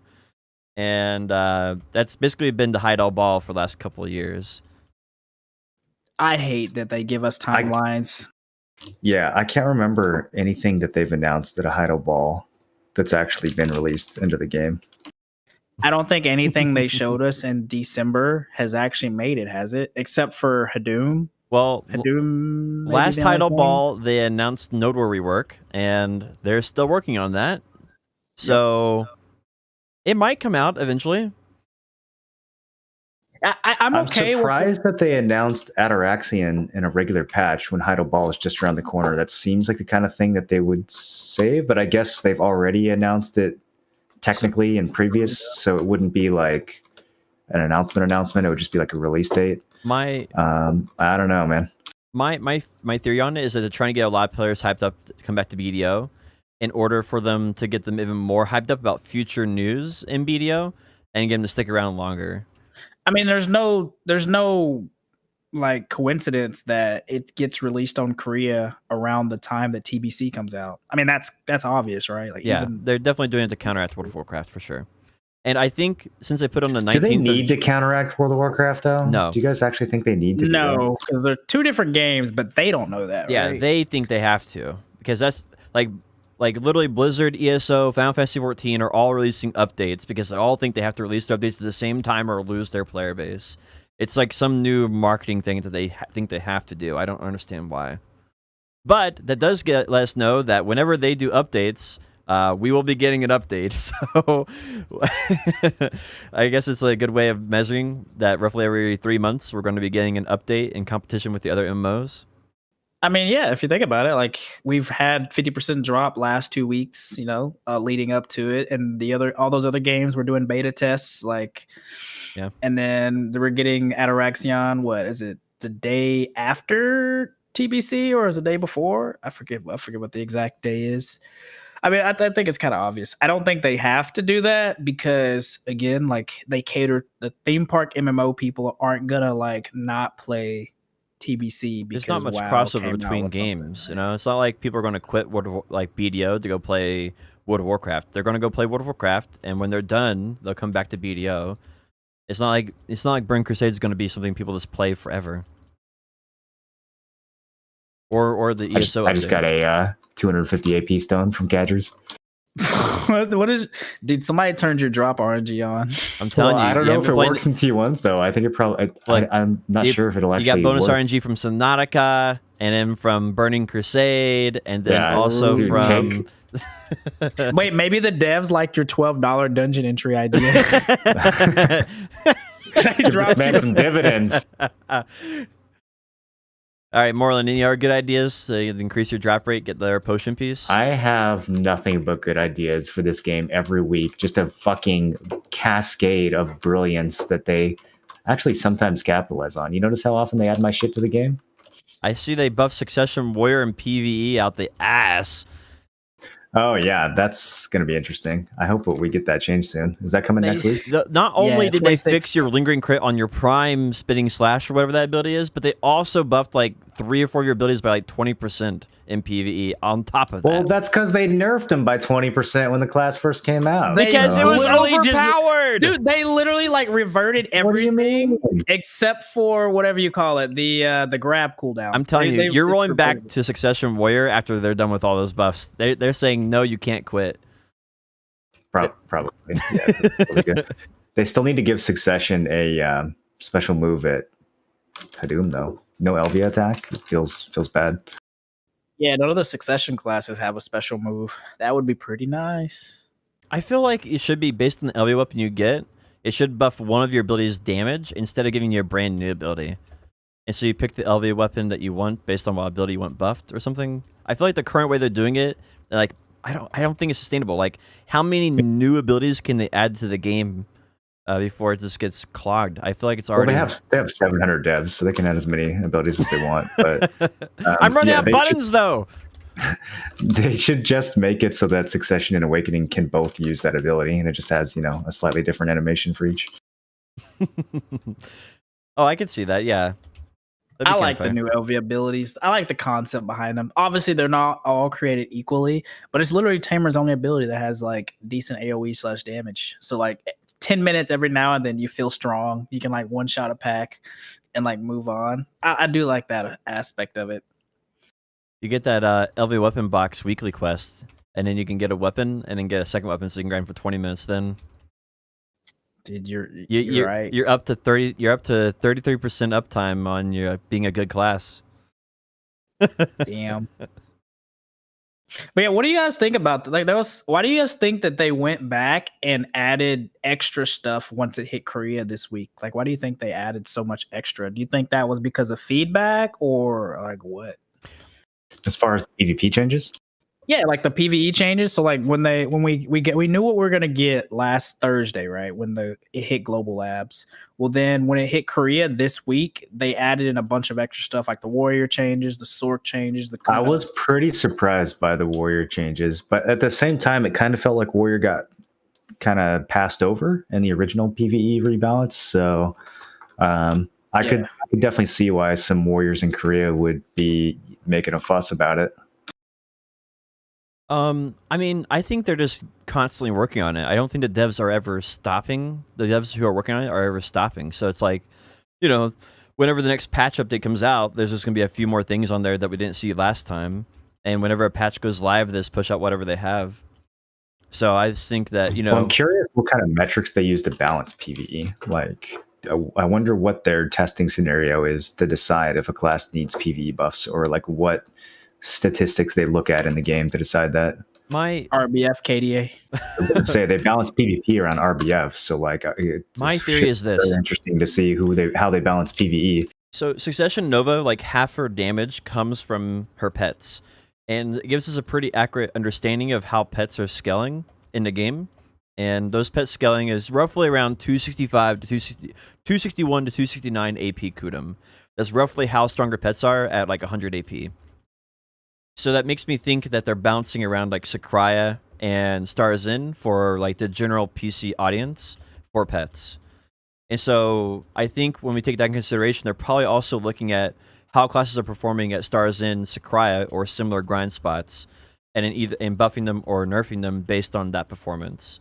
And I think they're not really looking at Olin Valley, Ash Forest, and stuff because that's not where the majority of the player base is. And if they were, we would have, Succession Nova would be getting crazy buffs right now, but she's not, which means that they think that she's in a good spot, and she is at a very good spot when you consider Sakraya and Stars In, but not when you consider the higher end spots. So I just think most classes that are summon reliant are kind of doomed, except for like Striker. Yeah, honestly, like at least until they change the way pet scaling works. So yeah, and I mean, obviously, my theory is that it's a theory, and it's just based on an educated guess, not really on any inside knowledge or anything, right? But I don't think we really have much else to go on other than this pure speculation. I do hope eventually they make pet scaling scale for AP and accuracy. I wish that they would be nice. Yeah, I mean they have been doing these changes. I just hope it's not like historically where because they always do some kind of like big PvE PvP little balance thingy around May of almost every year, and then they go really quiet for like the rest of the year. So I'm hoping like this isn't like a one and done thing. I hope it's more like okay, we're gonna keep doing some stuff for at least the next couple months to come. That's at least my hope. I think that the reason we might be seeing that is because around the time that they went silent is around the time they would have started working on the new classes. And so they basically released a class every 3 months from the time they went silent. From 3 months, every 3 months after that, they released a class. And so now I would assume we don't have a class on the way. I could be very surprised by that and could be wrong. But yeah, I don't. I mean, we still have that one class teaser, the one with they showed this the image of the Rock back at Heidelball or Calpheon Ball. That was supposed to be Sage, the next class. So I don't know how in the world that related to Sage. So maybe that's another class. I don't know. The Rock Mage. Yeah, there's a Rock. The big class sitting at the top of the Rock. They said it was supposed to be the next class, but that does not look like Sage in any way, shape, or form. Maybe they threw a wrench in that one or something. I don't know. What happened to the Rudum guy with a scimitar from like 3 Calpheon balls ago? That turned into Hashashin. That's what that was. So he's not a Rudum anymore? Yeah, they said that. Well, they said at the same time they developed Hashin or at the same time they announced that this is a future class we're working on. And we have other similar classes like maybe a Rudum class or some other stuff. And they listed like a few other ideas they had for classes potentially. And like just like this last one, they announce ideas. That's my favorite way of communicating with your players is when you announce ideas that are still in the concept phase. I totally agree, bro. Like it's kind of crazy. But one of the things they did this time is they said, just like when they said the Rudum class, like, yeah, we are thinking about maybe doing a Shy class or a Dwarf class, and we can't say they're on the way. But if BDO survives long enough, you will eventually see them. That was kind of like the perspective that they gave. So I think we could see the same thing for the Rudum class and any other class that they mentioned in theory. Yeah, I mean, if we have another 5 years of releasing 4 classes a year, then I'm sure we'll have a Dwarf and a Rudum and a Speedo class and a Papu and an Otter and the wait, I just cheered. What did I just cheer for? Oh no, it's Catchering. They'll probably make like one of the static, like one of those crystals that Stars In. That'll probably be a playable class. Just blow yourself up and knock people down. I mean, I do think that though, like communicating what they would think would be cool ideas. I feel like the idea is like throw spaghetti and see what sticks to the wall is a really good meme that pretty much sums up what that is in a lot of cases.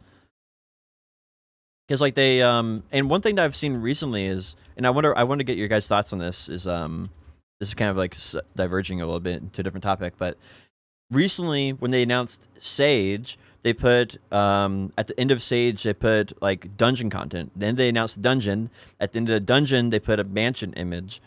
So I'm kind of wondering if like these teasers that we're getting in the current content is basically just telling us what the next content's going to be, and if that's just how they're going to tell us the order of stuff from now on, because they're not clearly saying this is what we're working on next. But so far, like the last 3 or 4 content releases, the teasers in the trailers have always led to the next update. So I wonder if that's like their new way of doing that.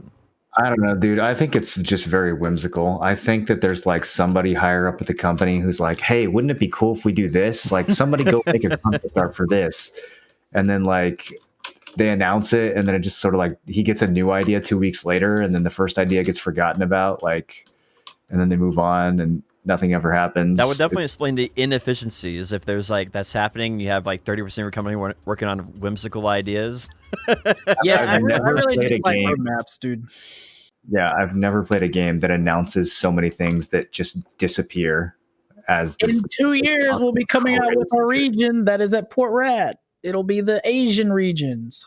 2 years, bro. Don't tell me if it's 2 years away.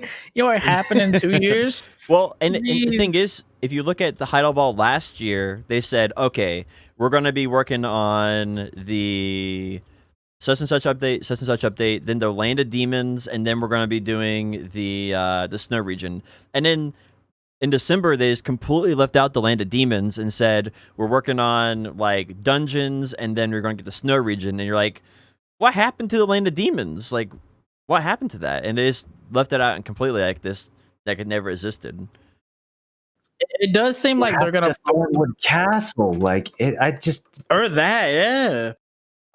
I still I'm the optimist on this one. I think they're leaving out Thornwood Castle because they consider it part of their big PvP update.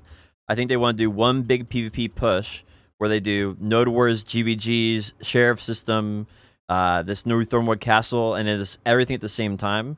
And they'll do like another Arsha tournament. Like I think they're just gonna do one huge push at the same time for all of that. That's what I think, at least. Dude, they even like at one point had it on the Global Labs, and then like it's still there. It's still there. And then like it's still up there. It's still up there. We need to actually get like a crew of people and go in and see if we can actually play it. More Castle? I thought they took it off. I don't think you can actually participate. The area is still there. It's in the escape menu at the very least. I saw it there last week. Okay, well, that's something. So Moral's like, okay, well, wake me up when it comes. I will sleep for another 100 years. Wake me if you need me. Yeah, in the meantime, I'll just be playing this 2006 expansion for this dead game. Honestly, though, I expected them. I thought that Crimson Desert would be like something that they eventually dropped, but they said that that they'll be expanding on it this quarter in the little Q4 earnings thing. So I guess they're like really serious about pushing the Crimson Desert to be like a thing. Well, half their developers are on it, so that's that's what it said, right? They said Crimson Desert is supposed to be Q4 2021, so it's like November to March, right? And then the 2022 is supposed to be Dookie V, and in 2023 is supposed to be Plan 8. And I would assume that those other projects are like going to be extremely behind schedule because of their time put into, Crimson Desert. And Shadow Arena is apparently still like has plans to work on stuff, but it's like on a huge back burner for the foreseeable future. So I don't know.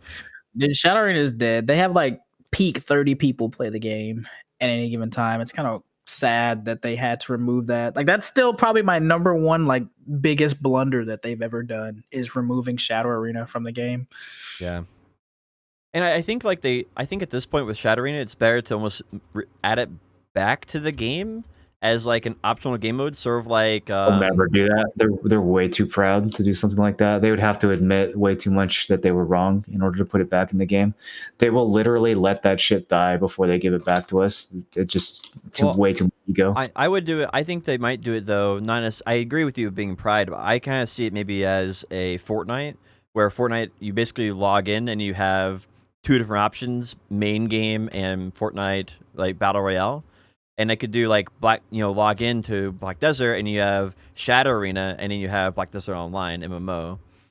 And so you'd have two options there, and that would allow them to recover their pride and tap into the BDO player base at the same time. But they'd have to revert back to the BDO version of Shadow Arena. They couldn't have the current version of Shadow Arena and BDO. Even no matter what client they pack that into, nobody's going to play that shit. It's not good. Fuck it, dude. Give us Legacy. Give us Shadow Arena Legacy. Just put it back in the game how it was right before they took it out.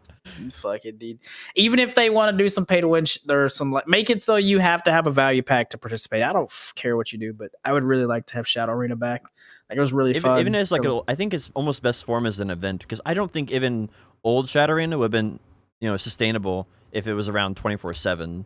This is not. I think it was. Those shit was so good, dude. Like me and Ruka and some others, we just like get in Discord and just run threes all night. It was so fun. Because there was even times where it couldn't fill up 50 players in regular Shadow Arena after it had been out for a little bit.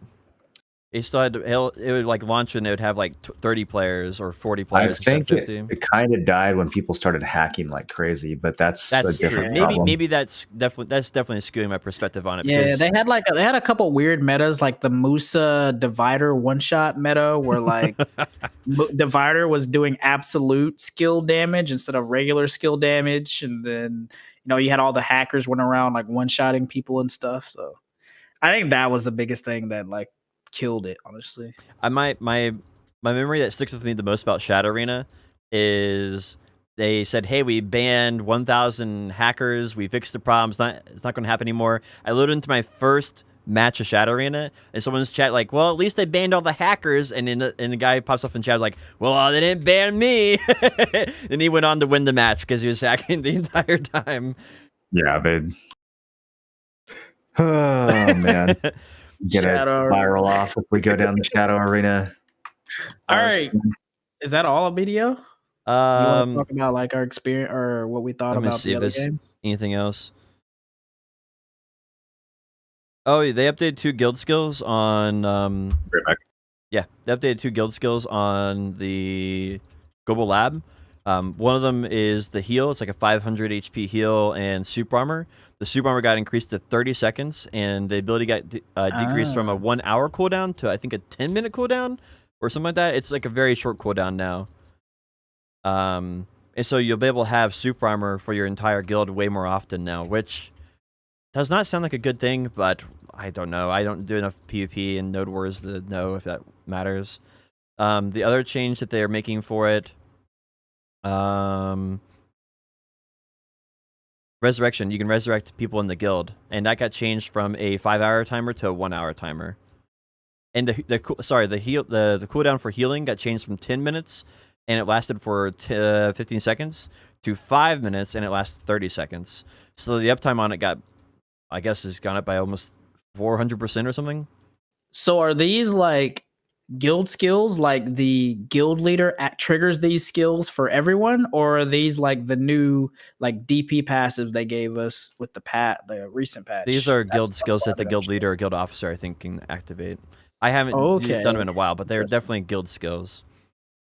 Moro might have a better insight on this once he gets his headphones back on. So Moro, are you familiar with the guild abilities that heal and can resurrect the guild? They basically made it where they can be used way more often. The resurrection can now be used once an hour, and the healing one has super armor for 30 seconds now instead of 15. It can be used every 5 minutes, where it used to be able to be used. Is this the rage mechanic thing, or is this something else?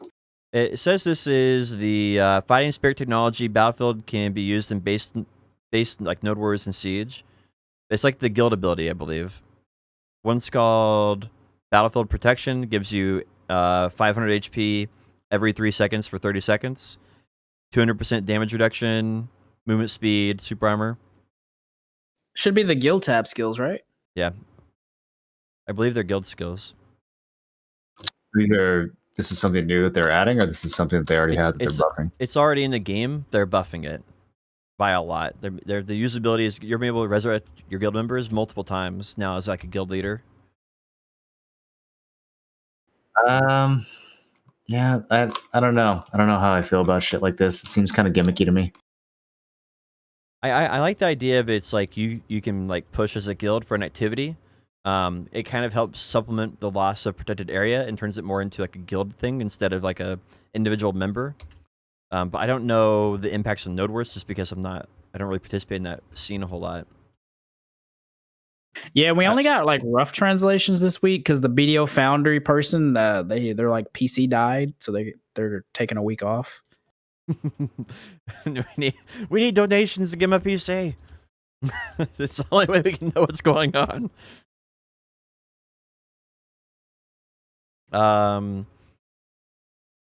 Yeah, I'm not sure if that was the only other thing that was on Global Lab that I wanted to talk about.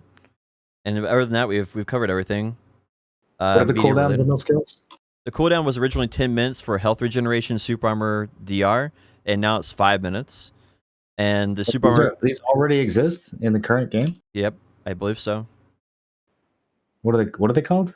This one's called Battlefield Protection is the translation. That one's Breath of Life. One has like wings with a blue icon. The other one has like a bodybuilder with a green background. Maybe they're part of the new guild skills that are coming with Node Wars. I don't know. It seems awkward to put a patch on Global Labs for content that's being updated. It's not out yet. I feel like I would know about this if it was already in the game. This sounds new to me. Well, in here they said they changed it before and after, but I don't know if it's currently in the game or not. I'm not in a guild to check. You should just be able to look at your guild skill menu and see if you have something that can heal you. Okay.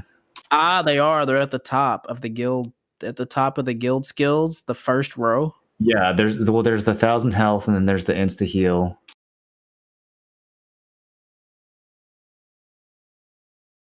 Is there one that resurrects you? This one. There's an ignore debuff resist one apparently. Is there one that resurrects the guild members, or is there one that is a 500 HP heal every 3 seconds? There's a 5-hour cooldown, restore all guild members' total HP instantly. I don't see anything about resurrection. So maybe these are new skills that are coming on the way then. Anyway, I think it's going to have an impact on PvP if these type of things get into the game. I think it'll definitely change the strategy where your entire guild will int on a building. Your like guilder will fly on a Pegasus and resurrect everybody.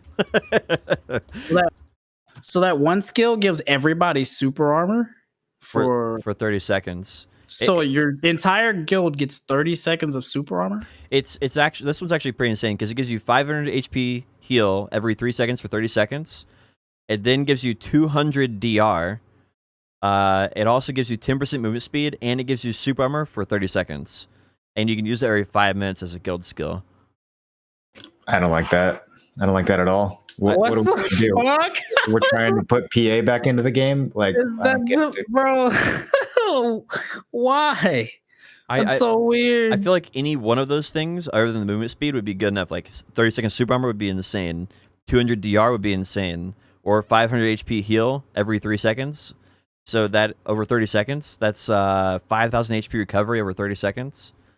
Yeah, all these new mechanics they're adding in Node Wars are really fucking dumb, dude. Like the whole rage mechanic is just absurd. I don't know why you want to give people like basically a god mode button every 5 minutes in a PvP game. That's not going to be fun to play against. Like, it didn't feel good when we had the old PA and your skills just like didn't work against people.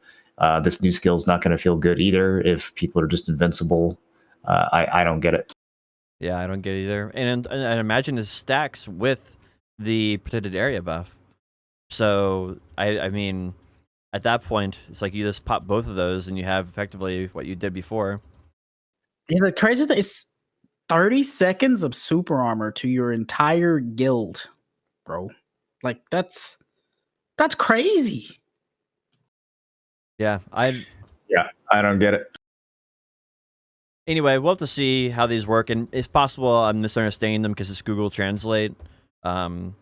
maybe there's some other element here that I don't understand. Maybe it's like some other penalty or fee that is involved that they don't mention here because it's the change. I'm guessing that the cost of these is that they're tied into how often you die, because that was the other system they were trying to add, is the more you die, like the stronger you become. And so it's just all stuff that's added by people who don't actually participate in Node Wars at all and are literally making up random shit without playing the game. Yeah, it definitely feels that way because it's like, did anyone ask for any of these things? No. Does anyone think these are gonna make the PvE better? It's just like the fucking HP mechanic. It's just like the RBF DR mechanic. Like it's so odd because it's like with the nonsense. old rage system, right? Or with the rage system they just added to Global Labs recently. You like have your guild members like spam just go in there and die. So you build rage. And I'm guessing you can it's because it seems like looking at it, you could use that rage to then trigger these skills, which is the increased DR, the 30 seconds of super armor, and the healing, like all of this. It's like the least fun part of the game is dying, and then now they're encouraging players and rewarding players for the least fun part of the game. It's like buffing questing. It's like players say, "I don't like the questing," and then they're like, "Well, we just made it more rewarding." So you're forcing players to do something that is not fun in order to try to fix the issue of it being fun, where inherently the original content's not fun and fundamentally needs to get changed. And I feel like that's what they're doing here. Is like people say it's not fun to die, and so they're doing things in order to like help you not die as often or resurrect. And it's like neither one of them are actually solving the core issue of you dying too often because of the HP cap or because of AP brackets or because of the one-shot combo meta or I don't know, any number of different things, right? We could go on and on about those, but I mean, there's a reason that we cried for years about them removing PA. Like, it wasn't just because it made wizards overpowered. It was like just not a fun or good mechanic. And like the more that they add stuff like this, the more it's like, okay, you're either spending time fighting people in God mode where your skills don't work, so you're essentially just running away during that time or just turtling, or you're spending more time purposely dying and looking at a respawn timer. Like, why are either of those things fun? It's baffling, man. yeah, I don't really get it. And I'm not like a big PvPer, and it's simple for me to understand. Like if someone like me can understand it, then there's no excuse for the developers making this type of mistake. It's again, dude, it's like whimsical RP changes. It's like they're all like sitting around not actually playing the game, and they're just like, what if the heroes become enraged after dying? And it's like they watched an anime or like they watched like a Rocky movie where he got like knocked out and then like went berserk and stood up and won the fight, and they're like, yeah, let's add that to Black Desert. And it's like, Jesus fuck, dude, can we just think about actual game design for once and like set the RP aside for a second? Yeah, for sure. And it's kind of weird making death streaks, like you die over and over in PvP, so your guild gets stronger. That is kind of like weird, dude. Honestly. Well, let's go on to some of the other stuff. You guys had a lot of fun playing some of these new MMOs, Elion and Blessed Unleashed. What were you guys thought about this? Are they the BDO killers? That's what everybody wants to know. That's the first question everybody wants to know. Are they going to kill BDO? I think Alien will take about 3% of BDO's population. I think it's a solid 3% threat to BDO. Yeah, honestly, like they make perfect side games. Honestly, Hmm. like I don't think they'll ever be like this crazy main games, but I could see myself hopping on, doing some dungeons with the boys till I hit the amount of dungeons I can do for like the day or the week, and then just going back to my own way. Yeah. So here's the thing about Alien. It's like the combat's pretty good. As an MMO, the game is very bad.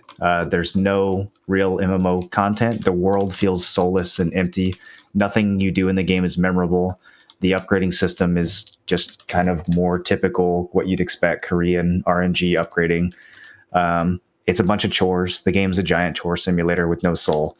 But the combat's really good, and it has battlegrounds and ranked arenas and all the things that BDO refuses to add. So will it threaten BDO? Yeah, of course, just because it has features that BDO should have added 5 years ago that they're dragging their feet on.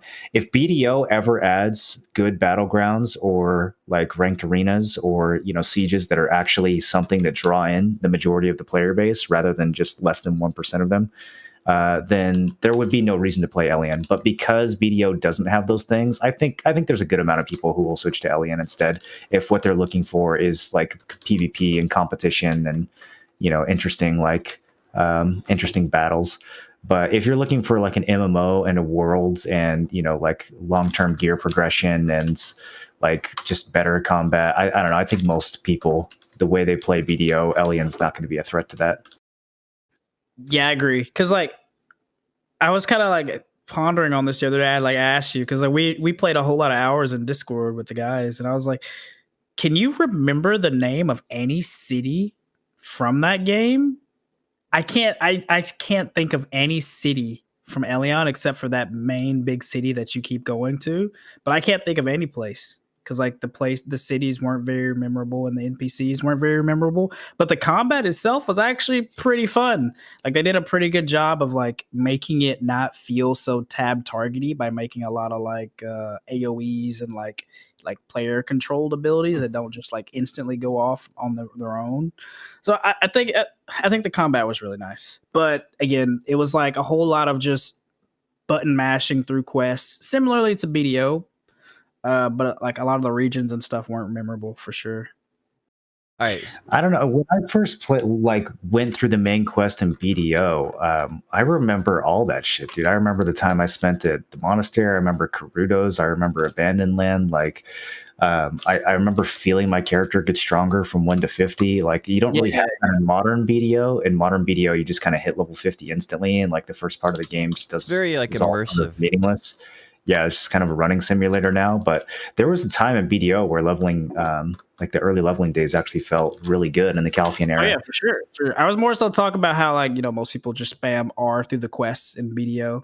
Not so much that like the world isn't memorable. More so just like people just skip through quests. But yeah, it was like 10 times that in Elion because you didn't really feel that like connection with the world, or at least I felt zero immersion in that game. I mean, it's hard for me to put into words how not immersed I was into that game.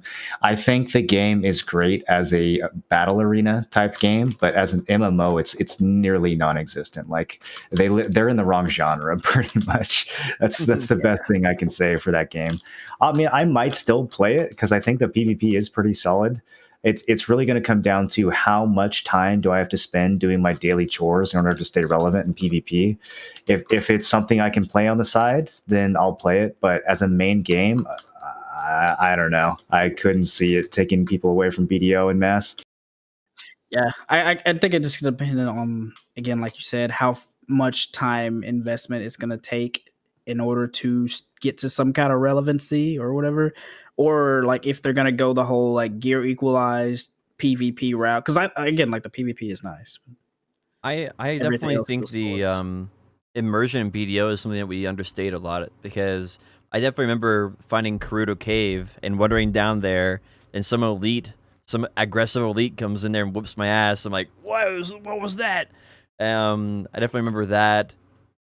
Wandering down a Caphras Cave and thinking there was something like some secret in here. When you find a secret wall, you're like, oh, that's amazing. And like Irgo Bartali used to be in Olvia, and that was like really impactful. And then you had to go help out the Western Guard camp in order to like fend off the Ultra Imps. I feel like all those things are things that are clear and easy to remember. And anybody, when I say those, like everybody knows exactly what I'm talking about because they're so rememberable and you're so like immersed in that. Even though the questing is honestly terrible, the world itself is still immersive despite how bad the questing is. And if that's something that Elion's missing, that's a huge issue. What would you guys do if you were in charge? I guess Kerr, you go first, and Moro, you go second. What if you were in charge today? What would you do to make Elion the best it could be before it launches later this year? You don't have much time. What would you do? It's really hard to like nail down what makes a game, like what makes you have a connection to a game if you don't have that. But they're definitely missing something that makes you feel attached. I mean, they could even go the route that Moreland said, where they switch genres and like kind of make it some kind of battleground esque. But I think they're too far in development at this point with the time they've spent under Elion and the time they spent under Air. I would just try to find like what it is to make the world feel more interactive and make you at least feel a little connected to whether it's your character or a little like the story of the world itself. I think that's the biggest thing for me. It's like with an MMO, I want to feel like immersed in the world or like I'm connected to my character in some sense. Not that like I'm just like dummying along, clicking through, and then oh, I get PvP. The PvP is fun, and then back to being non immersed. And I know that's not an answer, but yeah, that's kind of what I think personally. I think it's pretty fair. More, what would you change to make it if you were in control? What needs to happen?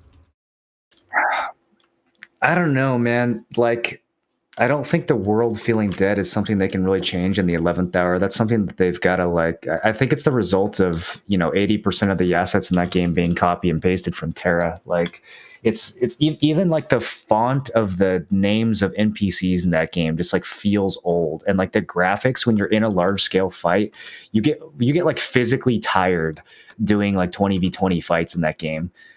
There's just something about the art and the technical side of the game that it just is old and stale, and I don't think you can fix it at this point.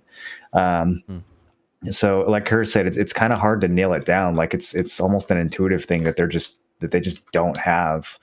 I think that they could make the progression in the open world a lot more interesting. Right now, a lot of your first 20 hours in the game is just learning like 800 different menus.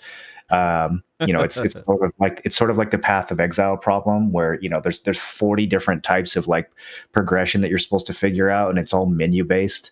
I think it could have been a lot smoother if they just allowed you to like kind of grind from section to section and get your gear and your materials naturally from actually being in the world, rather than from navigating these obscure menus and talent trees. There's like a seasonal talent tree that gets reset. I don't know. There's just like way too much shit. That seems kind of like gimmicky and like slapped together and Frankenstein-y in that game that you're all trying to pick up at once. And, maybe it adds depth once you've been playing the game for months and you need something else to focus on. But as a new player experience, I was just constantly like, okay, so wait, what am I supposed to do next? Like, okay, like what is this new system? Like, I just felt exhausted the whole time. I didn't have like fun beyond the first few hours where I was experimenting the combat for the first time. And that's really the only time the game shines, is when you start using your abilities in your combat and you think, okay, like this feels pretty good. Like this is nice, kind of like action MMO combat. It's not as crazy as BDO, but this feels good. This feels smooth. I like the way I can chain my abilities together. I like the way I can build my class. But then you get to the rest of the game, and it's like, Jesus Christ, I'm so bored and tired of everything they're making me do. Yeah, like I agree with what you said. I think you hit it pretty accurate. Where like there's a lot of things that they just kind of copy and pasted over that just feel really dated.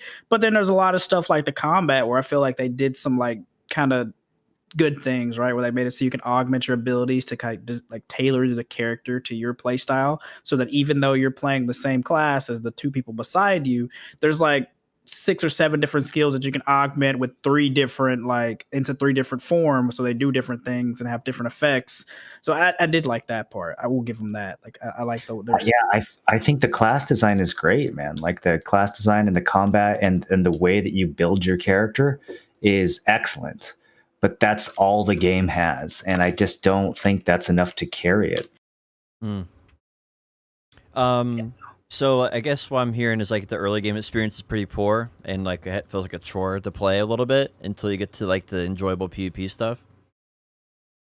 Well, I think the whole game is going to be chores. Like from what I can tell from the Korean gameplay loop is you log in, you do 3 hours of dailies, and then you check all your dungeons and stuff for the day, and then you can go PvP or whatever. And like, I mean, I don't know, man. Like, come on with the fucking daily chores, like mobile game MMO development. Like, this shit is just so tired. Yeah, I think the sad thing though even with all of that being said, I think the game will at least do well in the start, just because MMO players like are so starved with some like just wanting something to play. Dude, Honestly. I couldn't believe how positive other BDO people were being about that game. There were people who Yeah. were like, "I love this game, dude. It's so good." And I'm like, "What the fuck?" Like, Dude, people are just they're so this starved. thirsty? I'm telling you, there's no way the game doesn't do good just because like we just haven't been delivered on anything in terms of like MMOs and for so long, right? A lot of people waited a long time on Bless or not Bless, but New World, right? And it's still kind of like back to the drawing board. Ashes, I'd be August surprised if 31st. Ashes comes out anytime soon, et They, cetera, et I cetera. saw a Right? trailer for it, Evan. They're actually putting money out for trailers on August 31st. They're doubling down on August 31st. They're really saying that game's coming out on the 31st, man. Yeah. Here, Yeah, I guess you know we'll what see. the thing is that like this is actually a good transition. The comparison of Alien to New World is actually really interesting because the games almost have opposite problems. New World nailed the look and feel. Like when you play New World, it feels like a modern AAA game. The world looks great. Your abilities work really well. Like the aesthetics and the feel of the world are all good. What that game is missing is the content, right? Like there's just literally nothing to do. Yeah. But if I was going to have a problem to solve, I would much rather have a content problem rather than an immersion problem, because the immersion is the harder part. Like not a lot of MMOs can get the immersive part down.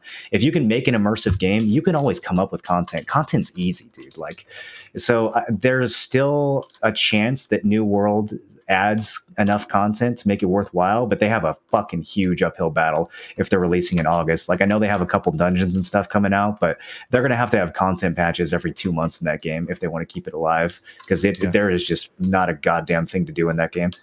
Month 1 will be content, and then or the drop. Month 2 will be 1v1 arena. Then month 3 will be another dungeon, and then they'll be scratching what to do. I do agree though. Like when I played New World, I played it for a little bit. I thought the life skilling was like really good. Like immediately when you jump in, you do any life skilling, like this is amazing. And you look at the graphics, and you're like, wow, this is great. And like the really only downside is like I saw people get to the end game. They did a leveling experience in like I don't know, roughly like half a week or something. And they got there. There wasn't anything. It was like literally just repeat the same thing you've been doing for the leveling experience, but now you have to do it for gear. And you know, it wasn't really any raids, dungeons, like no like activities to do, no grind spots to accomplish or anything.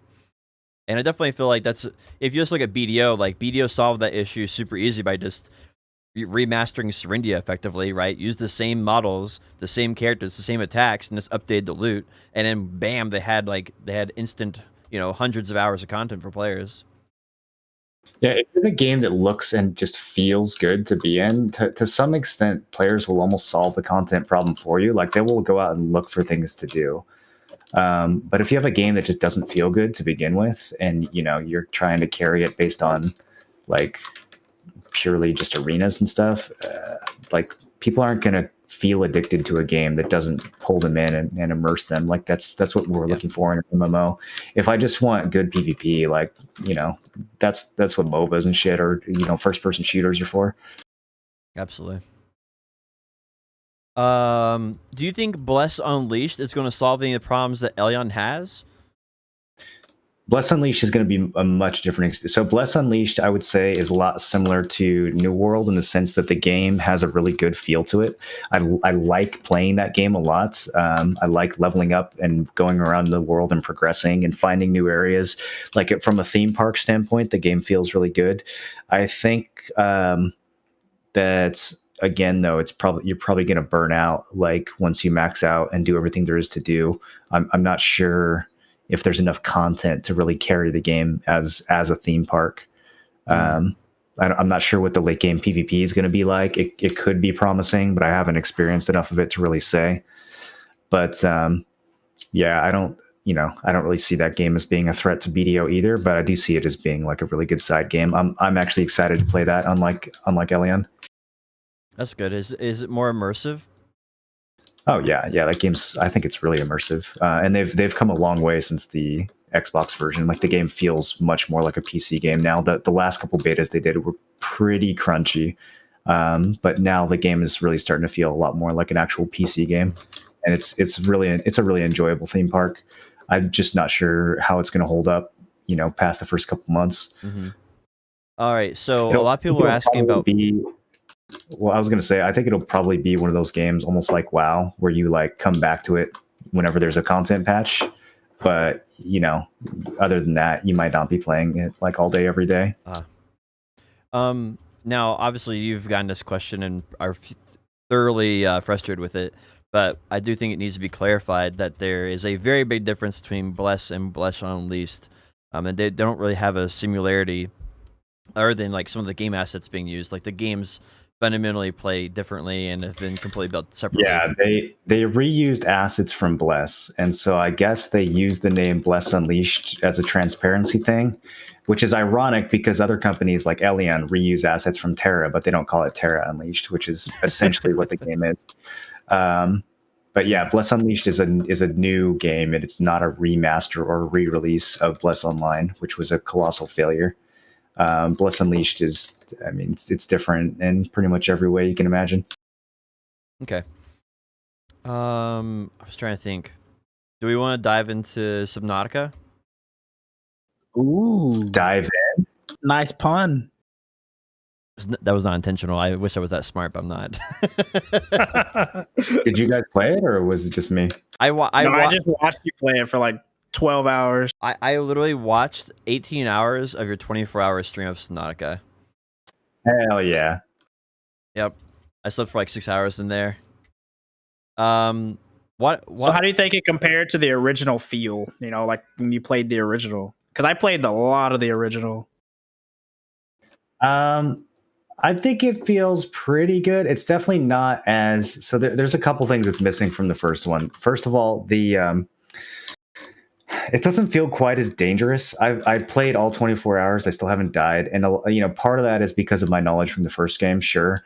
But I also think that, like, the vehicle that you get in Below Zero compared to the vehicle that you start with in, like, the early game stuff that you do in the first game, it's just way tankier. And it's, like, way harder to die or way harder to actually find yourself in any danger. I think the map is pretty well designed when it comes to like the water part of the game. Like the actual going around it being underwater still has that, kind of crazy exploration Subnautica feel to it. But all the land content blows. It's just like I appreciate that they experimented with it or whatever, but it's just not fucking good. I just do not enjoy being on land in that game. Like watching you play it, it felt like they were trying to recreate what they did in Subnautica, like underneath the water in a 2D space on ground, and it just didn't feel like it converted because I had like an alien thing around a corner, but in the water, like it's super obvious. You swim down. There's like only one place you can swim down, but when you're on land, it's like you can just walk anywhere, and then you just miss out on like this one obvious thing.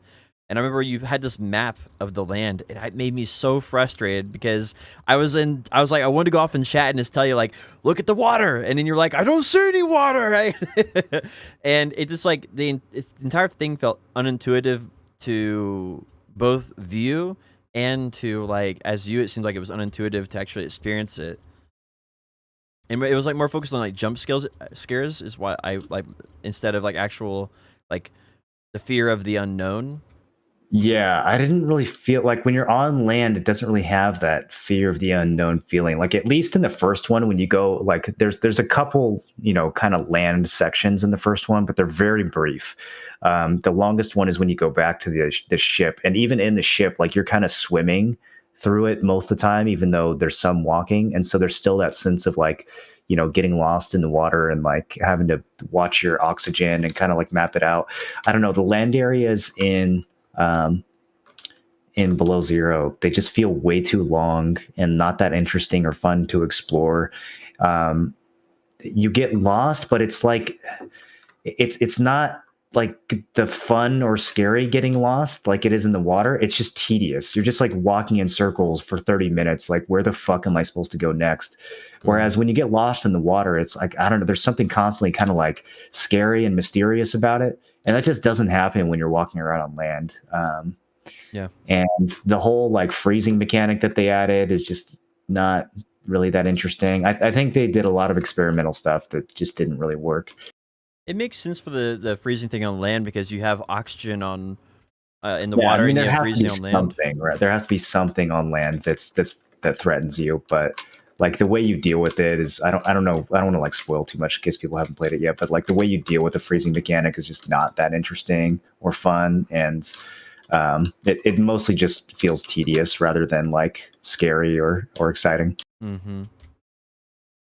Well, anyway, would you advise people to pick it up and play it? Yeah, it's still, I mean, it's like Dark Souls 2, right? Like Dark Souls 2 is a huge disappointment compared to Dark Souls 1, but compared to other games, it's still a fucking Dark Souls game. It's still absolutely like an amazing game worth playing through. It just doesn't live up to the original.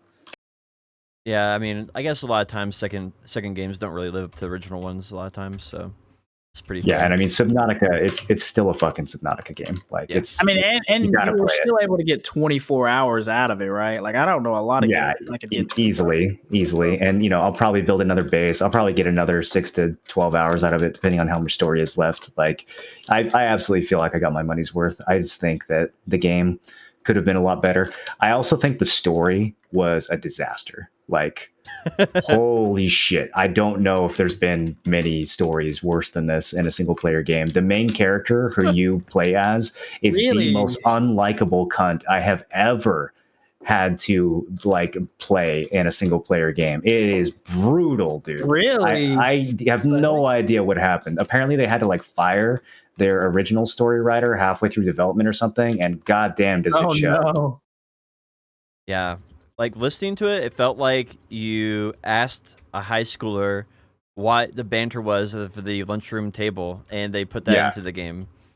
It literally feels like it was written by a 14-year-old. It is some of the most like cringy, like fanfic, just garbage dialogue. It's physically painful to listen to the dialogue. Like, I actually like tried to figure out if there's a way to skip or mute the dialogue at one point, because I just like, the story literally makes the game worse. Like, if they just didn't have a story and just made it like a silent, you're exploring a new planet and we're not telling you why, that would have been 1,000 times better. Like, don't even try to explain why we're here. That would have been way better than the fucking trash that you have to endure. Oh my god, dude! Like, I'm in suffering right now just thinking about some of the things that I had to listen to during that playthrough. The one thing I did like about it is they had a lot of the storyline read to you through like these audio log things that you would find, and I really enjoyed that as someone who doesn't enjoy reading in a video game a lot. I thought that was pretty nice that you got these little audio dialogues that kind of explain what happened at this base or explain what happened at this place you found or whatever. I like that a lot. Yeah, the way they present the story is really good. You know, it's kind of in the same sense as it is in the first game, but having a voiced main character was a big fucking mistake. No. Please don't ever do that again.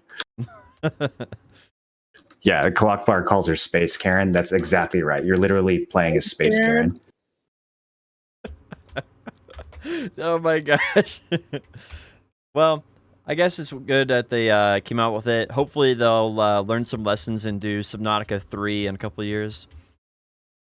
Or maybe do some DLCs, who knows?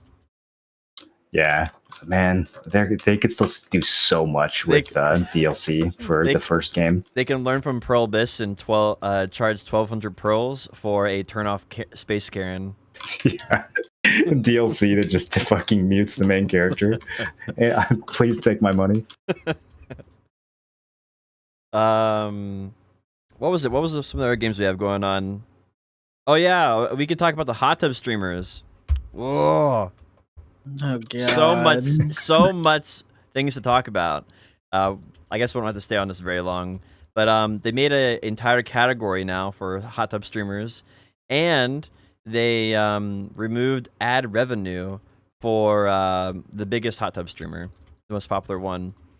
Well, so it sounds like one of the advertisers literally saw their ad on Amaranth's stream, like particularly Amaranth, and got mad and called Twitch and said, "Yo, pull our ads off of this garbage right now." And so they just did that and like didn't even tell Amaranth, and they just shut down ads on her channel completely. And so to correct for that, they made it its own section. And I'm guessing what happens behind the scenes is that they now have like a box that advertisers check when they go through whatever Twitch's platform is, where they can choose if they want to be in that category or not. And that's how they're going to solve it. Yeah, that would make sense. I am a little concerned about them just removing ads. I mean, it makes sense that, okay, your big advertiser calls up, says you gotta fix this now. I understand that. The lack of clarity on it and the potential of like what happens to XQC. Where's the line on like borderline absolutely. content, If an advertiser called Twitch and said like, take my ad off of XQC's stream, of course they would do that. There's nobody is safe from if anyone has the illusion that Twitch cares more about their creators than they do about their advertisers, you're out of your fucking mind. Like, I don't know why anyone would even begin to have the delusion that like Twitch gives a fuck about you. Like, why? No, they've never ever demonstrated that in the history of the company. True. Yeah. Yeah, I do think it's really interesting that they just straight up came out and made it its own category. Like that's really that one was kind of weird, but then they kind of like tried to disguise it because they already had like an outdoor category where people would go to the beach and shit. Well, then now they have beaches, hot tubs, and I forget what the other one was. Pools. Yeah. They already literally had like an outdoor and pools section. I know, dude. They threw the beaches and pools in there to pretend like this wasn't just for hot tubs when it's obviously just for hot tubs. Like they tried so hard to like mask it and make it seem like it was a conscious decision based around other things, but knowing it, everybody knows that's why they did it. I do think this is a overall good choice to make its own category as a temporary fix.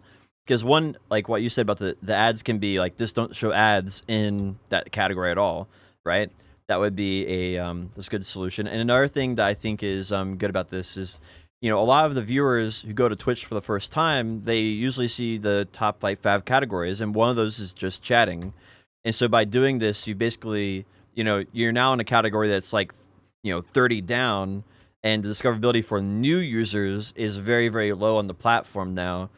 Which is going to de-incentivize in a really huge way for new content creators to jump on board the hot tub stream. It's going to be... So I don't think it's a permanent fix, because eventually, if this continues to trend... It's not a fix at all, right? Don't you think it makes it even easier for hot tub streamers to be...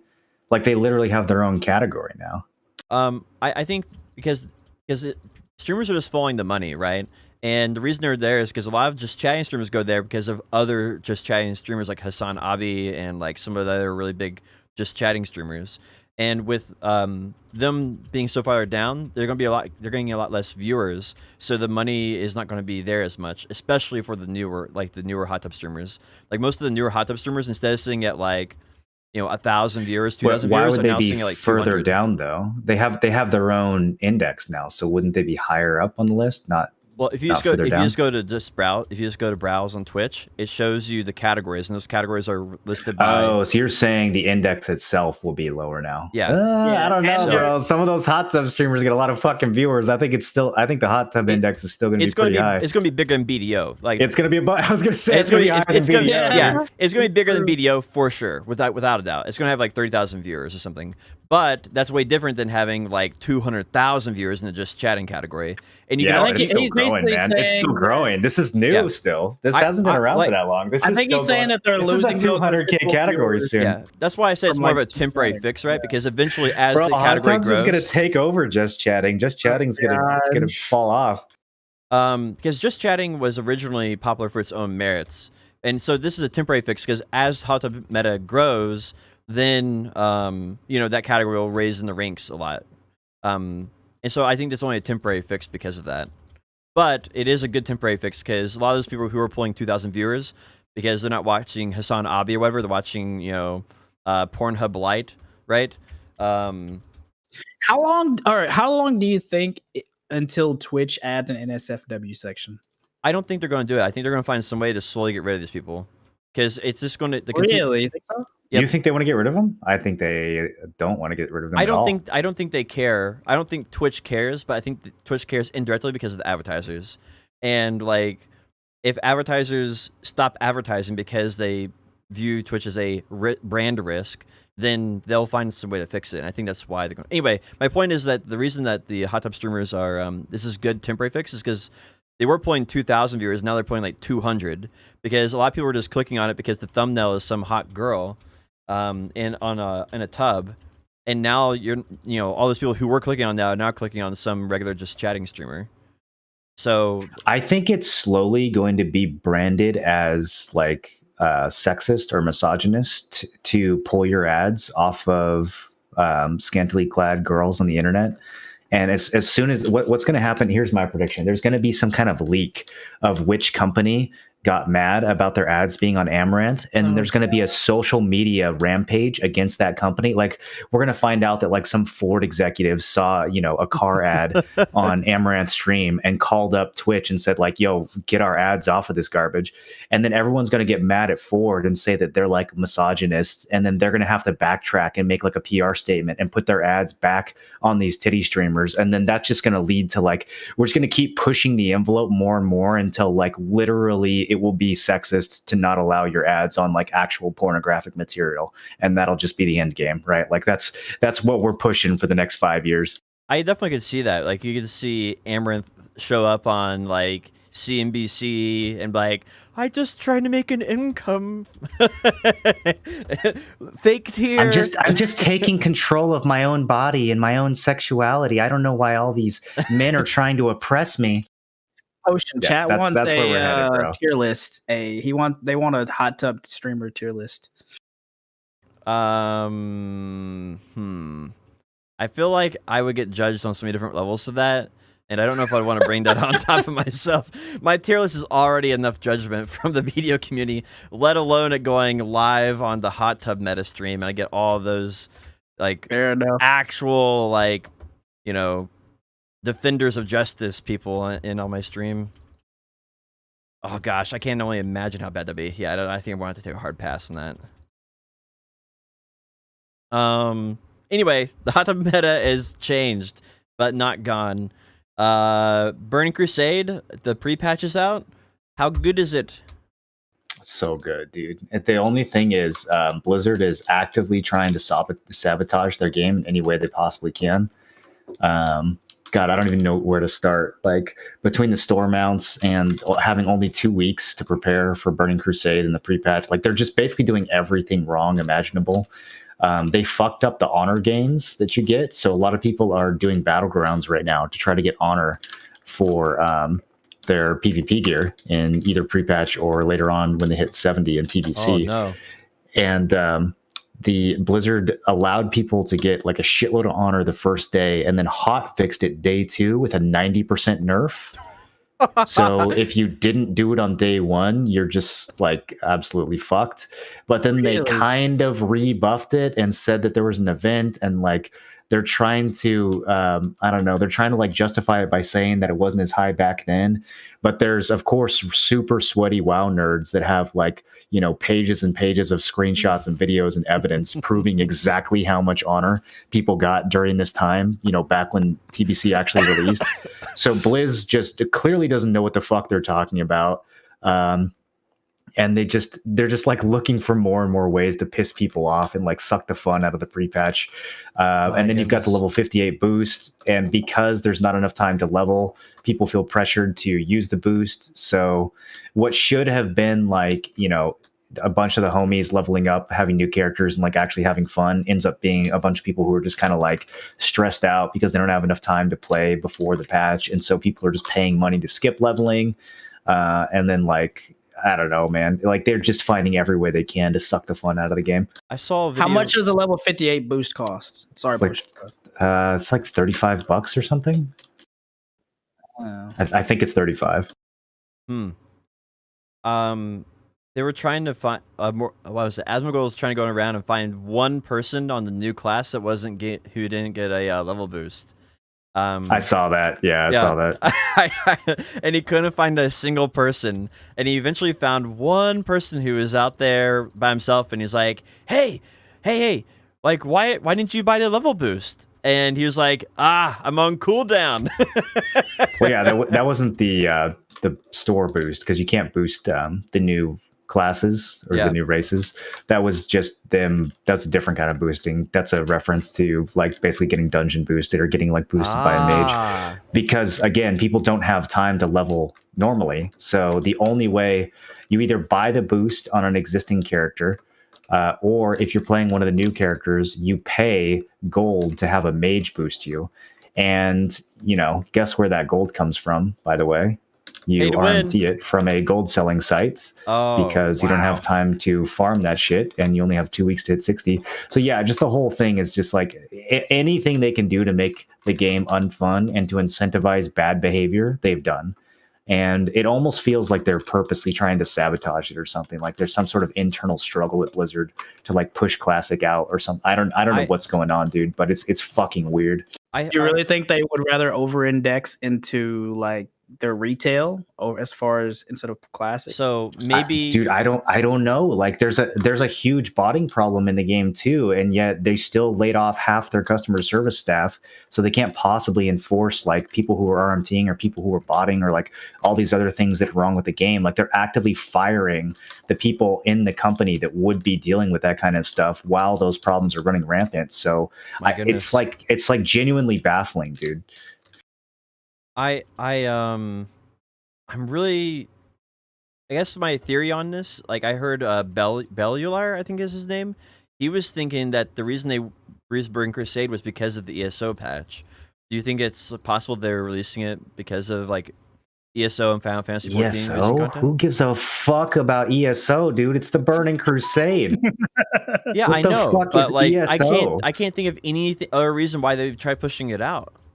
Are they incorporate? I think they've lost way more people squandering all their goodwill over the past couple months than they ever would have because of an ESO patch.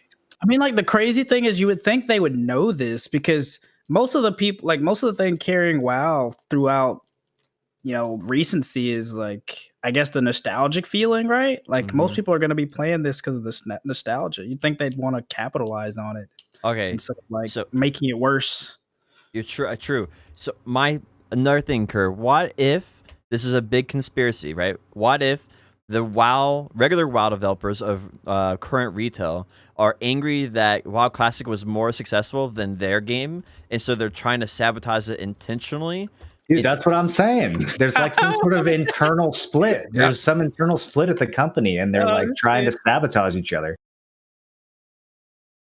Interesting. I mean, dude, I don't know. I mean, you'd think they would have the marketing team to know, like, let's not do this. That's kind of stupid, but apparently not. Because, like, from what I hear, Activision be doing some sus shit anyway. So it's like it's been downhill ever since then, right? I mean, I think it's just been over since the old Blizzard CEO left. I feel like it's more of this, not necessarily even just Activision anymore. I would like to think that Activision is the bad person in here, but they're making, like, Activision's making good money on Call of Duty, and like some of their other titles Activision's doing they aren't too bad. So I mean, it's not like Blizzard is flopping way harder than Activision is, So I mean, I'd like to blame Activision, but at some point, I feel like the developers are responsible for making a bad product. Maybe they don't have a choice. Like maybe Activision, I don't know how the company's structured, but maybe there's some higher up who literally is like, hey, this is how much revenue our marketing team estimates that we missed out in Classic, by not selling these boosts, and therefore, like, you must find a way to sell these boosts in Burning Crusade. Like, it's possible that it's literally not up to them. There could just be some like fucking executives that are just, forcing it down our throats. One thing that I saw from Bellier was talking about their quarter 4 earnings report of Activision, and they have a little section in there for Blizzard, and Blizzard's population decreased by something like 20-30%, but their profits increased by 20-30% because they're losing more players, but they're increasing profits by doing things like this to like Burn Crusade. Oh yeah, I mean, they're making so much, like $35 per character. I mean, that right there is already a couple months subscription. Like, if you, I can imagine their revenue would go through the roof. Yeah, like that's a from all lot of these money, boosts and dude. shit. You know, is if even if 2 people quit for every one of those boosts that was sold, like they still come out ahead, right? I mean, I don't know. It's And then, like, I- if you buy the boost, you're gonna put time in to try to get your money's worth, right? So then they already got you spending time in the game. Yep. it's kind of like BDO in the same sense, right? Like they've scared away so many people from this game with the cash shop. But if you're making, you know, $100 a month off of your average player instead of $15 a month, then does it matter if you scared off millions of people? Like maybe they're still making more money off their whales and just off of average spending being so high. Yeah. Well, I mean, I think it's only so long you can capitalize on that until eventually, because right now they're basically capitalizing on past success. Like people are playing Burning Crusade not because Burning Crusade's good with its current practices and everything, or it's going to be as fun. Like they're capitalizing on that past nostalgia feeling, and there's only so often you can do that and continue losing players because. Like if BDO did the same thing with PvP, right? BDO, like, we're gonna be competitive, we're gonna be honest, we're not gonna be pay to win, and then they slowly and earn bad faith and like ruin PvP over the course of 3 years and made the game pay to win. And yeah, they made a lot more money, but nowadays they're having to actually listen to their player base because it was only so long they could continue doing that until like the game was fundamentally getting worse to the point where they were losing profits. And it had to change, and that's what they're doing now. It feels like last 2 years, 3 years, have been listening to a player base, and the game's going in a relatively good direction overall. The thing that it always comes back to is literally just what competition do they have? Like what competition do any of these companies have? They're all doing the same shit. They're all run by clueless devs who don't understand what fun is. Like what company is going to come along and do something different and actually force them to have like adequate monetization? I mean, the only hope on the horizon is maybe Ashes of Creation in 2024. Like, I think if New World can get their ducks in a row for in-game content.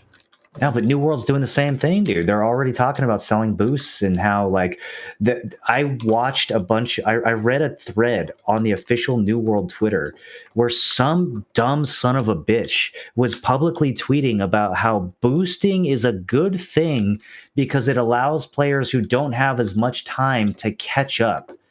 That is the most fundamentally retarded misunderstanding of what an MMO is about. Like, you can't get more out of touch than that. How are you going to develop an MMO and say shit like that? What? Dude, you're just out of touch. I've never heard Moral so animated. You're just out of touch, Ron. Don't you realize that RPGs are not fun for a lot of people because they can't pay and skip the first half of the storyline?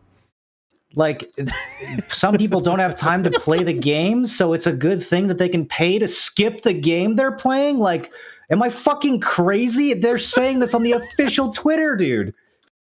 I mean, I would assume at this point that it has to be that someone higher up in Activision said you're going to be profitable if you like it or not, and you have to find up some excuse to make this happen. That's the only thing I can think. I can't. I don't want to believe there's someone dumb enough at a AAA gaming developer studio that would think such a thing. Absolutely. I mean, go read the thread. This is absolutely what they believe. There was an official statement by like the executive producer or the director, I don't know, whoever the fuckhead is who's in head of New World had some official statement about the cash shop, and it was one of the dumbest things I've ever read in my life, dude. I was hemorrhaging IQ reading the statement. The first sentence, he literally says, our goal with the cash shop is to sell people things that they want to spend money on for cash. Like, that's literally, like, it's the most nonsense gibberish statement. It's like, our goal at the cash shop is to create things of value that people will pay money for. Like, what? What are you talking about? Quit your job! Fucking dead, bro. Yeah. Okay. Well, I guess I've lost hope then. That's probably not going to get a stronger argument for why New World will not be that game changer. That's the craziest thing, though. Like, is it worse for someone to come out and say some dumb shit like that, or is it worse for them to tell you that there will never be pay to win and there's pay to win like 3 months in? Like, that's like the dilemma, right? Like, which one is actually worse? I guess if it's going to happen, I would like to know about it. But it's It's sad. It's just a disappointment. That's what it ultimately is. It's just a disappointment. Because it's one less game on the list that can potentially change the actual pay-to-win model that we have. And Ashes is probably not going to be it. It's not going to have that immersive quality. It's going to be the same thing as Arcade. Arcade didn't have that immersive vibe to it. It was just a really good economy progression-based game.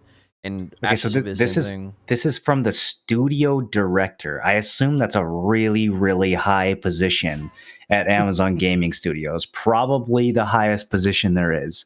Our plan in having a store is to create an outlet for players who find enough value in store items that they are happy to purchase them. That's any store ever. Yeah, it What really do you- is, honestly. How do you respond to a statement like that? That's What like is lip there even? service. How do you respond to a statement like that? It's so like I want to know I how just many can't. developers quit How many after they came out with millions that. of dollars is this guy getting paid to say shit like this? It is so fucking mind blowing, dude. I want to know how many developers quit. Like, can you imagine you're a developer in the game? You're not the chief. You're just some Indian working on models or like sound design or something. And then you're like, they were supposed to be different. They were supposed to be different. And then like you wake up and you read that, and you're just like, you have to give up hope that your game's ever going to be enjoyable by any player. They can't, dude. They gotta stay. They gotta stay, dude, because they're not making as big money like the developer or not the developer, but the guy that's like putting out the tweets like that. Can't just up and quit, you know. Yeah.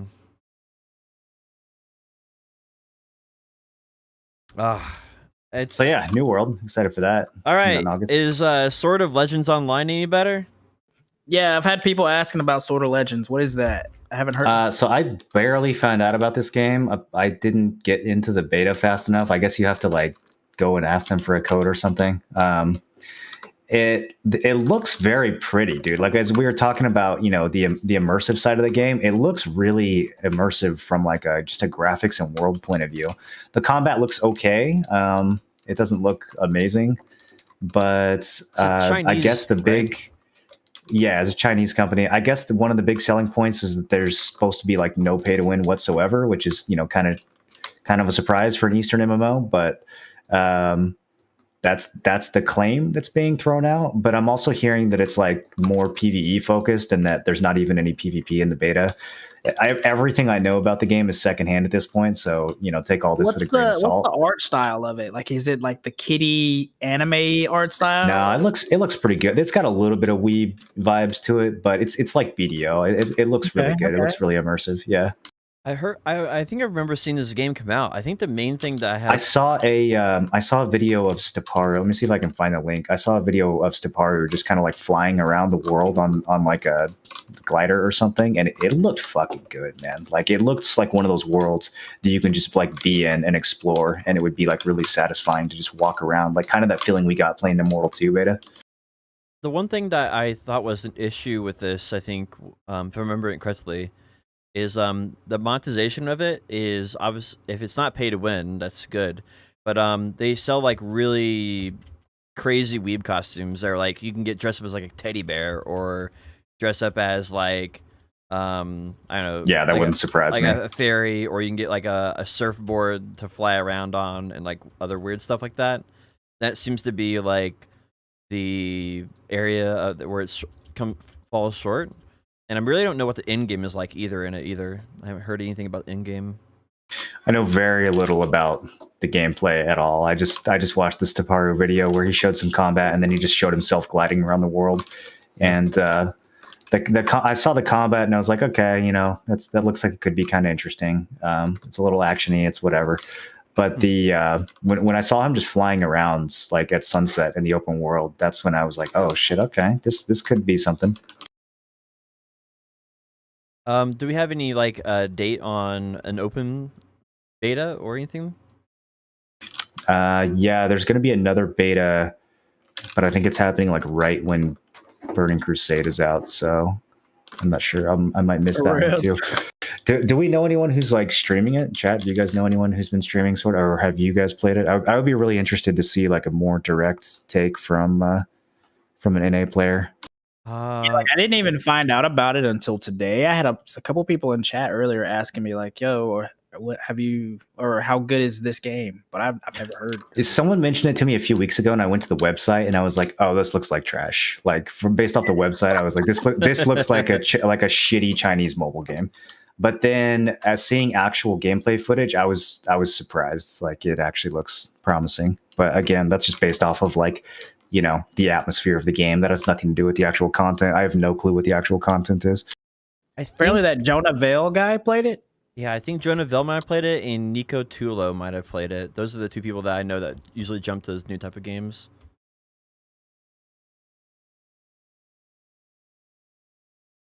I guess we'll have to follow up on that and see how good that is. I mean, at the very least, people want to know about it because they're so hungry for an MMO. I feel like all three of these, like Elion, Bless Unleashed, and this new one, Sword of Legend, I feel like it's sort of like pick your flavor of average MMO, and then go stick and play with it for a couple months. Because it seems like they're all trying to do betas at the same time. They're trying to release at the same time. So, well, I guess that's a feeling I get from it. I'm watching this Taparu video again right now on stream, and like the world looks massive, dude. Like flying around in the world just looks really cool. Like he's flying over this canyon right now, and it looks like there's I don't know how like populated this is. I don't know if there's actually shit to find in the world, but it looks like huge and immersive. So it has like the modern graphic vibe that I guess Bless Unleashed and Elion are missing.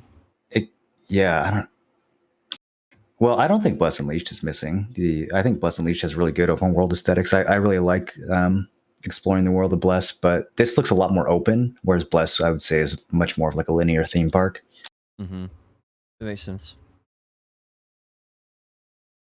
Well, I think that's it. I don't have anything else. Do you guys want to talk about anything else? Yeah, it doesn't look super tab targety. I'm like watching a video right now. Yeah. I mean, I guess my big question is I want to know in-game, and I want to know how the combat is.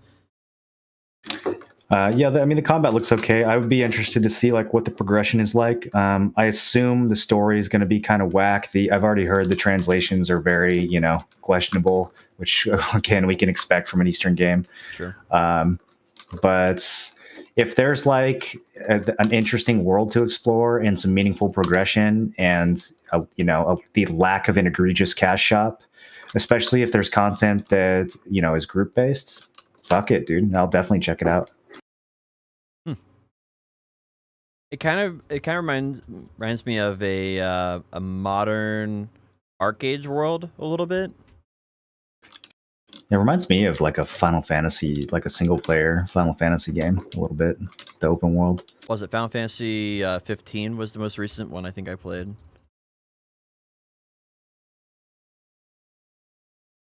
Yeah, see where you're talking about where he's like flying, or they're like flying over everything. You see the landscape. Yeah, it just looks huge. Okay.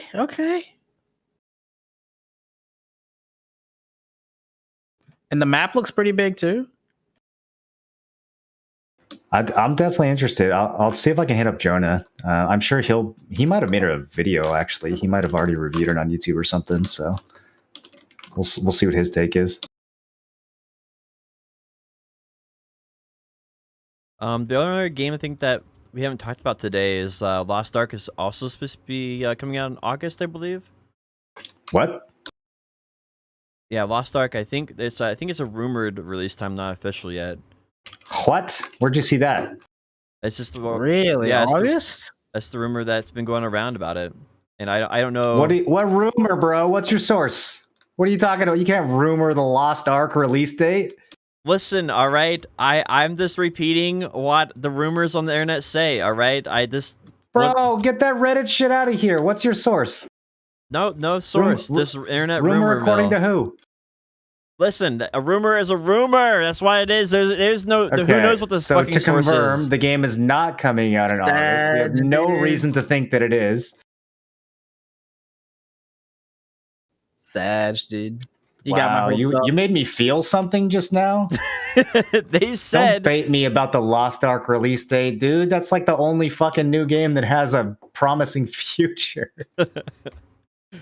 They said it was supposed to come out early 2021, which I think that was obviously being very optimistic of, whoever said that.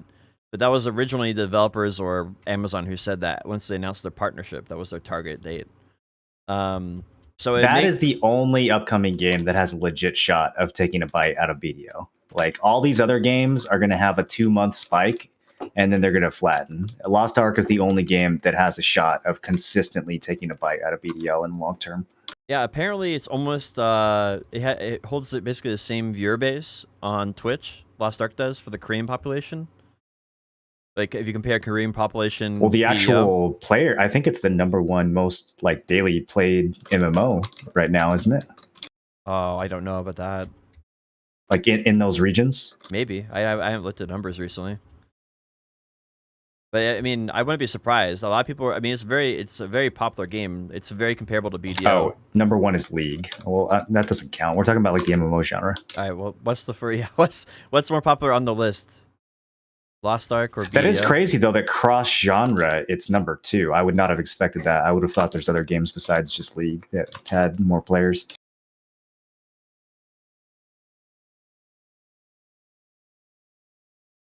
But yeah. So, what's good about Lost Ark? What makes it so much better than the other ones? Like, what's the factor that's making you so excited for it? I guess. It just looks like it's going to be a game that you can play. Like I've been kind of itching for a good action RPG since Path of Exile. I think it's a genre that has a massive amount of untapped potential. I've always thought that like an isometric action game could easily be the next big thing, and I was kind of shocked that nobody really tried to do that. It's like we have isometric action RPGs that are basically single player or like 4-player co-op games like Diablo and PoE, but no one's really tried to make an MMO out of it. There's Albion, but that's kind of like a little bit of a phone game. Like the way they developed it, they didn't make it nearly as actiony as they could have if they didn't have all these technical limitations from trying to make it like cross-platform with mobile and everything else. So it's just always seemed to me like if someone made a really solid action RPG with like, infinite progression, where like imagine like a standard League in PoE, but it's an MMO that you can constantly come back to. I just think there's a huge untapped potential there. And in terms of look and feel, like watching some videos, I don't want to spoil myself too much, so I've kind of avoided seeing a ton of footage, but just watching some of the boss fights and things from Lost Ark, the game looks like it's going to be very, very immersive, like very just satisfying to play. The classes look sick. Everyone who has played it has come back and said good things about it. Yeah, I mean the PvP, the fact that the PvP is like gear capped and all skill based, I'm kind of on the fence about that. But at least they're not trying to like milk people in terms of whoever pays the most wins the most. So I don't know, man. I think it has a lot of potential. Curry, you're making a lot of faces. What do you think of Lost Ark? Sorry, people are fucking the timer up. I like Lost Ark. I actually played a decent little bit of it. I think I played at least 20 hours of it back when like it first was popular and like Lakari and them were playing it.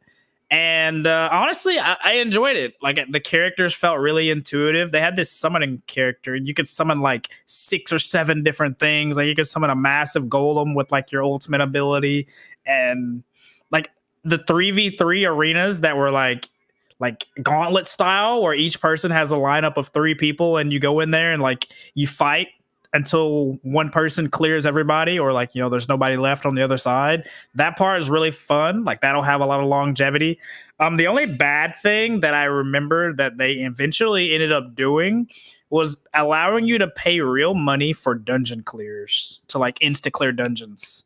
That's like something that I hope doesn't make it to the Western version. But other than that, like honestly, it was really fun. It's one of those things where like, so when it comes to the instant dungeon clears, that doesn't affect PvP, right? it shouldn't affect PvP because like I didn't really do a whole lot of like non-gear capped PvP. I was having fun with the gear capped PvP, so I'm not too sure how much it like affects in the end game. I imagine it would though, because like you're able to pay to like clear like dungeons and stuff. But that didn't come until like way after. Like the game had been playing around for a while before that got added. I think that was added like the second year of the game, like after the first season. Yeah, being able to pay to skip content is always a big question mark. That's like the only thing that's like I'm like, oh, like is that gonna make it? Yeah, I mean that could be a huge issue overall because I hear that a lot of the PvP arenas aren't like your regular PvE gear and your PvP gear are separated. They aren't the same. But I still feel like even then, even if you have that, that kind of negates the motivation players have to even go after that PvE gear in the first place. It's sort of like, why would I ever go for the gear if I just have to replace this later on, and anybody can just get better gear than me the day one by just paying to win. So I feel Well, like it's sort of bizarre. Like if you're only affecting your own PvE progression by paying money, then I guess you're only robbing yourself of that satisfaction. But at the same time, if there's like leaderboards or any way that you're compared to other people in PvE, and the only way to be relevant on that is to pay for dungeon clears, that's, obviously fucking dumb. Yeah, it's gonna be interesting to see how they like what they transfer over and like how deep they go with it. I hope they like be smart. I hope they like take a look into it. I don't know if they will because it's Amazon is publishing it, right? Yeah.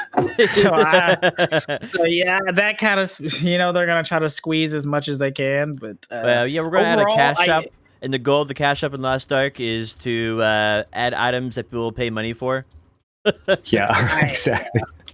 I can definitely tell you that you should get at least 2 weeks of enjoyment out of the game, honestly.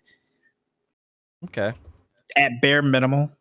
And that's with like I wasn't even able to fully enjoy it because at the time there wasn't like a translated pack so you could like understand the story and like get immersed in like the story of the game. Yeah. Nothing was translated. So I was just like it was like fully like PvP, PvE that was carrying it. It was really nice. So but that's been how many years now? Like it's been a while, dude. We've been waiting for this game for a fucking while. Yeah.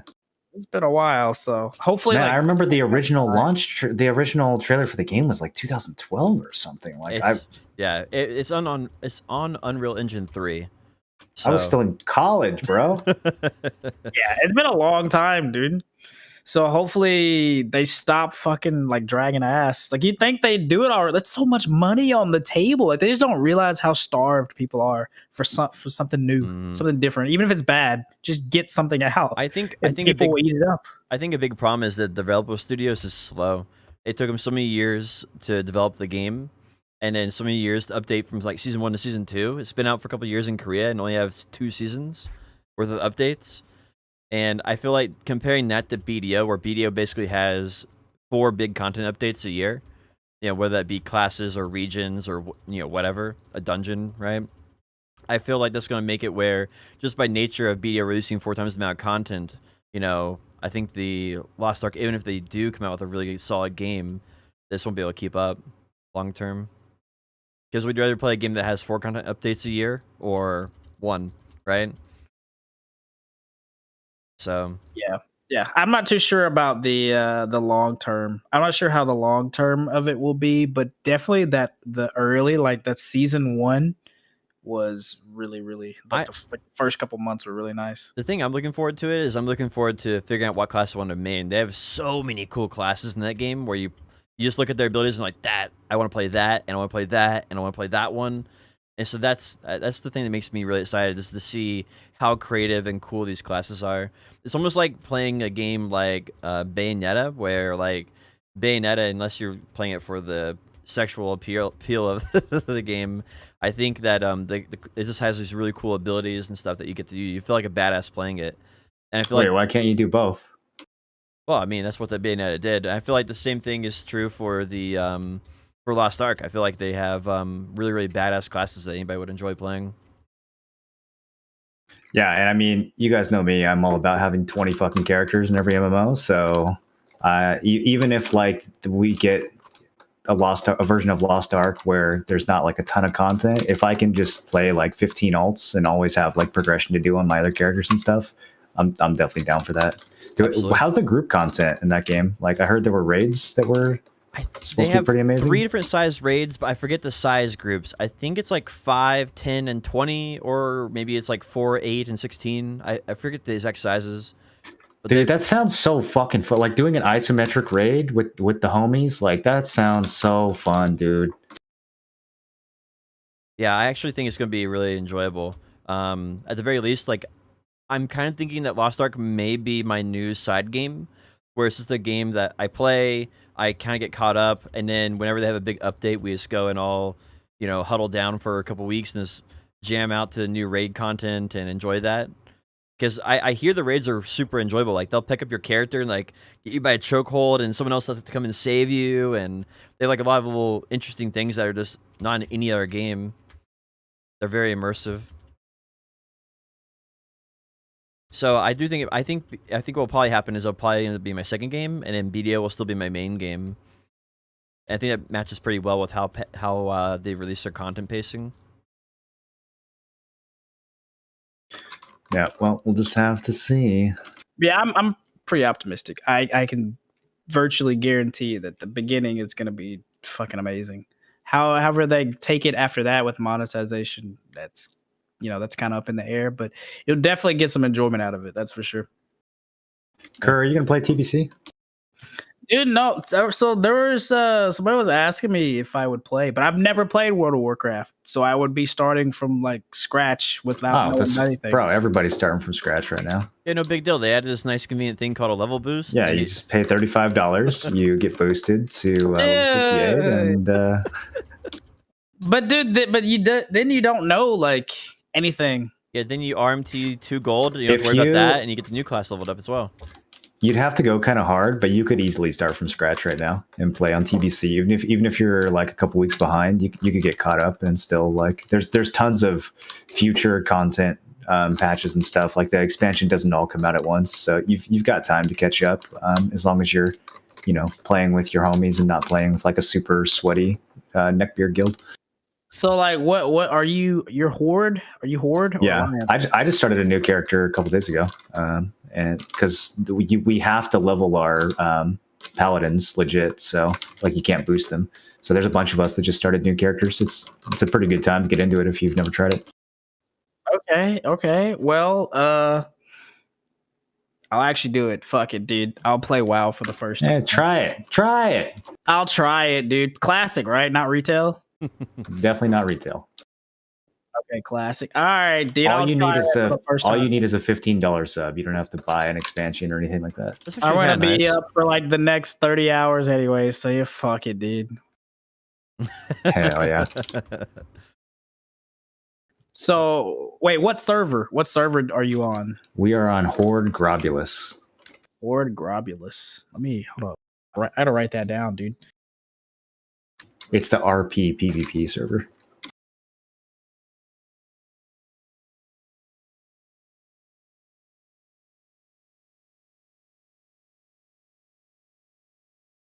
Well, that's all I have. I don't have anything else in the patch on our podcast notes. Yeah. I think I'm scanning the brain. There's so much stuff that's like going to come out this year, but so much of it is just disappointing. I think the next thing that I'm genuinely looking forward to, honestly, is Bless Unleashed. Like beyond TBC, I think the next thing I'm hoping Bless Unleashed comes out by the end of the year. I guess New World will probably be fun. I hope that they have some good content updates for it. I've been watching the previews and like it looks really interesting. I like the direction they're trying to take the game, but man, PvP just seems like it might be kind of stale. So yeah, we'll see. The dungeon looks really neat. They added a couple dungeons in there, and they showed off one of the bosses, and he looks really cool. The dungeons look great, but I just feel like it's it's like the rest of the progression in that game. You're gonna do those dungeons 2 or 3 times, and you're gonna be good, right? Like yeah, you're gonna run out of shit to do after the first week. What are you guys planning on doing this week? What's you guys' plans? What games you playing? Lots of leveling in World of Warcraft, and then I'll probably try to finish Subnautica Below Zero sometime the next week as well. When is the actual release of Burning Crusade? June 1st. June 1st? My goodness. What if they do the new dungeon in BDO on June 2nd? I don't think they will, dude. I think that shit's gonna come way later. They would have said it's gonna come out worldwide June 2nd. They specifically said Korea, didn't they? Yeah. They didn't say any date for NA. They just said Korea June 2nd. Yeah, that's not coming out for us in the second. I think they are going to see how it does in Korea and then release it next week to us, because I would assume they want to release it to us before June 19th. They want to, is the keyword there, because the hideout ball is on the 19th. So I would imagine they would like to have that out, because the only thing they're going to hear the entire thing from the hideout ball, if they don't have that out, is, why don't we have the dungeon? Why is that out in Korea, not here yet? I don't think that I would suffer too much if I didn't play that the first week or two it came out. I'm guessing that there's going to be some crazy like bugs that they have to hotfix anyways. So Can you imagine? I just hope they like don't wait like 5 months, like they've done in the past, and we're waiting on like Odalita or Dregan or whatever. Well, I'm really just worried about the spoiler side of it. If it's something that can be spoiled, that's what I'm concerned with. And I'm a little concerned with the replayability, because if it's just doing the same task over and over again, then it might just feel like daily quest, like exaggerated daily quest. Yeah, if it's like the flower at Paddock's Island, no thanks, dude. Yeah, so we'll have to see exactly how it's all done, but I'm excited for it. So Burning Crusade, you said, Moreland, and maybe finishing up Subnautica. Yes. Yeah, I think it's going to be pretty busy for the next couple weeks, honestly. For the next month, we got a lot to do. Yeah. Kerr, what are you looking up to? Dude, I don't know. So like I did this subathon thing. I was expecting a 10-hour stream. Well, now it's going to be well over 30 hours. And these fuckers won't stop, so there's no telling. So my week's gonna be weird. Sleep stream, let's go. So we'll see, dude. I guess I'm gonna be playing some WoW. I'm gonna be trying to learn how to play World of Warcraft. I've never played. It's so easy to learn, dude. You'll do great. Hop into Discord. We'll talk about classes and shit. Cool. Yeah, I'll see you. I'll catch you snoozing on the just chatting section later. I'm ready for it. What about you? You could put like a kiddie pool in your room and stream in the hot tub section while you're sleeping. Shit, dude. I go to Dollar General, get one of those, those little like $5 blow up pools, So Kerr, you could That's what I'm saying. You could do an 8-hour BDO stream, and then you could do an 8-hour sleep stream, and then you could do an 8-hour hot tub stream, and still have time to play BDO afterwards. Fuck, dude. How long do you think this hot tub fad is gonna go? Do you think it's here to stay? Like, do you think that's the next? I actually wonder if giving it its own section will kind of take away some of like the novelty, or like I don't know what it is, dude. Like the like allure, taboo, or the naughtiness, or whatever it is people think they're doing by watching a hot tub streamer instead of just watching actual porn. Like, do you think that giving it its own category is like a little too on the nose, and that like people will have to look for the next thing now because like this isn't mainstream enough or something? Like I caught.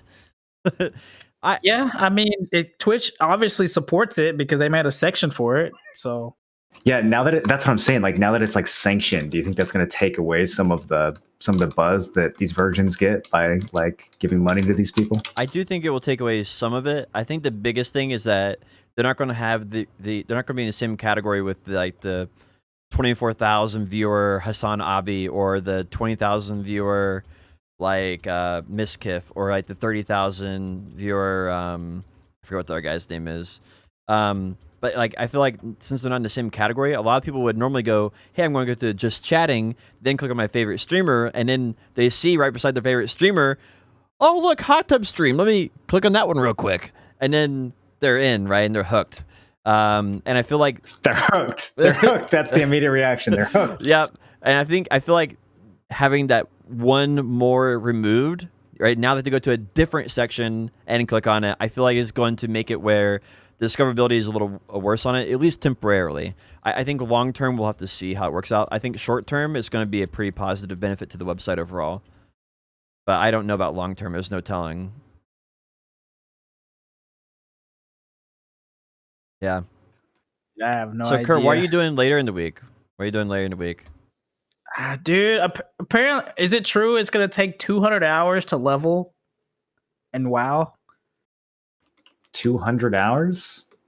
To what? Nah. To level That's 70? true. I'm going to be doing a Nah, lot it'll take like, let me think. I'm gonna do some math real quick. with no boosts, like if I'm manual leveling, you know? Isn't it normally Depends like on how 50? much time you fuck around with like professions and stuff. The thing about leveling in WoW though is that like this is kind of a lost concept in MMOs, but like the leveling is the fun part. You're not really, there's kind of a rush right now because TBC is coming out, but you don't have to, like, the game doesn't start at max level. The game starts at level 1, and it's fun the whole time. Like that's kind of like an old concept that a lot of MMOs don't know how to do anymore. So the amount of time that it takes to level being long is, I would say that's a good thing, not a bad thing. The only reason it's a bad thing right now is because we're on that timeline for the new expansion. So you can just play it. You can just play it as he goes. Then. So I should just enjoy and the journey, and right? you get rested XP too. So like even if you're playing it casually, then you get bonus XP for logging off at an end. So you can like kind of use that to catch up. But yeah, if you actually want to hit 70 by the time TBC comes out, you'll have to go pretty hard. So you might be behind. 70. You don't have to be. You'll miss out on the first few raids and stuff that we do, but like, there's other content that you'll be doing to catch up, and people have alts and shit. Like, I don't know. I would just try it, and if like the game doesn't hook you, then whatever, you're out $15. And if it does, then you can kind of decide for yourself like how much of a pace you want to put into it or how hard you want to go. Okay. Yo, I'm in. Fuck it, I'll try it. I've had so many people asking me over the years, yo, what do you think about WoW? I'm like, bro, I've never played it. What? Really? You ever played Warcraft? So yeah, okay, I'll give it a shot. Is it still like tanks and healers easier to get in parties? I think right now you can, I mean, it depends. Like for regular groups, you can kind of play whatever. For raids, there's specific roles that are needed. But if you're playing with us, like, we can figure that out. We're still, the roster's still being formed, so it's unclear what we're gonna do. We definitely don't need tanks, but as far as like healers and DPS, there's still lots of room. Okay, sounds like a plan.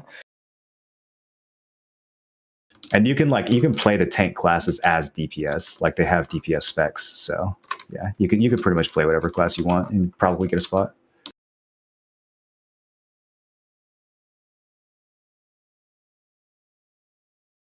All right, well, I think that's about it. That wraps up. Potion, did you have anything going on this week that you wanted to? Oh yeah, me. I forgot. Let's see here. What do I think about it? Well, I am 50% on my Sage to 63. We'll be pushing for 30 million trash loot by patch day. So if you want, or 30 billion, what did I say? I think it's 30 million. 30 billion by patch day. Currently at 18 billion.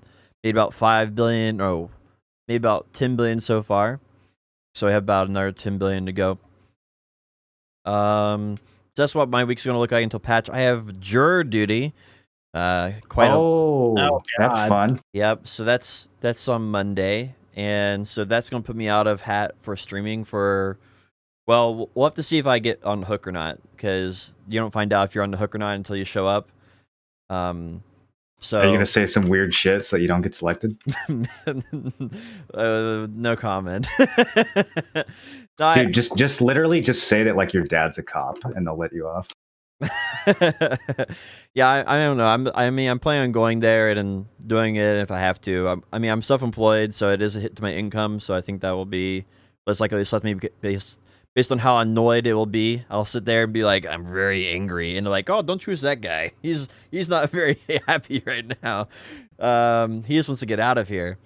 I don't know, but we'll see how that works out. Hopefully I don't have to go and do it, because I'd love to stream Wednesday for the huge PvE buffs we're getting, so I can work on my tier list and stuff. But we'll have to see how that all works out. So the plan I right. actually gave. Okay. Oh, go ahead. I mean, that's basically my week, right? Just grind out 30 billion silver, jury duty, and then we'll see when we get back to streaming. I actually gave really good answers when I was on jury duty because I wanted to be selected because I wanted to have the power of somebody's fate in my hands. So I made sure that I got on there. But then it was a mistrial anyways, so I didn't even get to declare a verdict. Power. I know, Don't you dude, I get was so paid for disappointed. it? That Are tie. you like minimum wage? Yeah, you get paid like $8 a day. It's really great. Wow. Yeah, I really wanted to send this dude to jail, and there was a fucking mistrial because one of the cops messed up on the stand. I was so sad. Damn. My goodness. I mean, so $8 a day, comparing it to streaming. I mean, some days that It's would comparable. Yeah, it's comparable. I mean, Yeah, most days, honestly. I might actually have to consider this now. This is different now. I understand that they're paying me. I mean, Why don't you just do a live stream from the courthouse? Can you do that? I don't know. There might be some legal thing with that. I don't know. Yeah, I think they give you like $2 a day for transportation fees too, or something. So yeah, it really adds up. Truly well compensated for doing your civic duty. I think Nice. I think the overall, I'll probably work on my YouTube a little bit this week, and then that'll be about it. Grind 30, get up to 30 billion silver, put a few YouTube videos out. I want to get Fallen God or Pin Black Star before the dungeon comes out. That's like my big push I want to do. I want to get some upgrade before the dungeon comes out. Yeah, those will both make a big difference. And Black Star is nice. Yep. Other than that, I think that's it. I finished Mystic right. 62, and I don't have anything else to say. Well, I think that wraps up episode 45. Yeah. Of Nerds and Words. Thank you guys for hanging out with us. As always, we were off by a day this week because I had Pixie's graduation in real life yesterday, so I was busy doing that. But normally and next week, we should be back to our regular time at 12 Pacific on Friday, 3 p.m. Eastern. So we will see you guys then. Thanks for watching, and we'll catch you next week.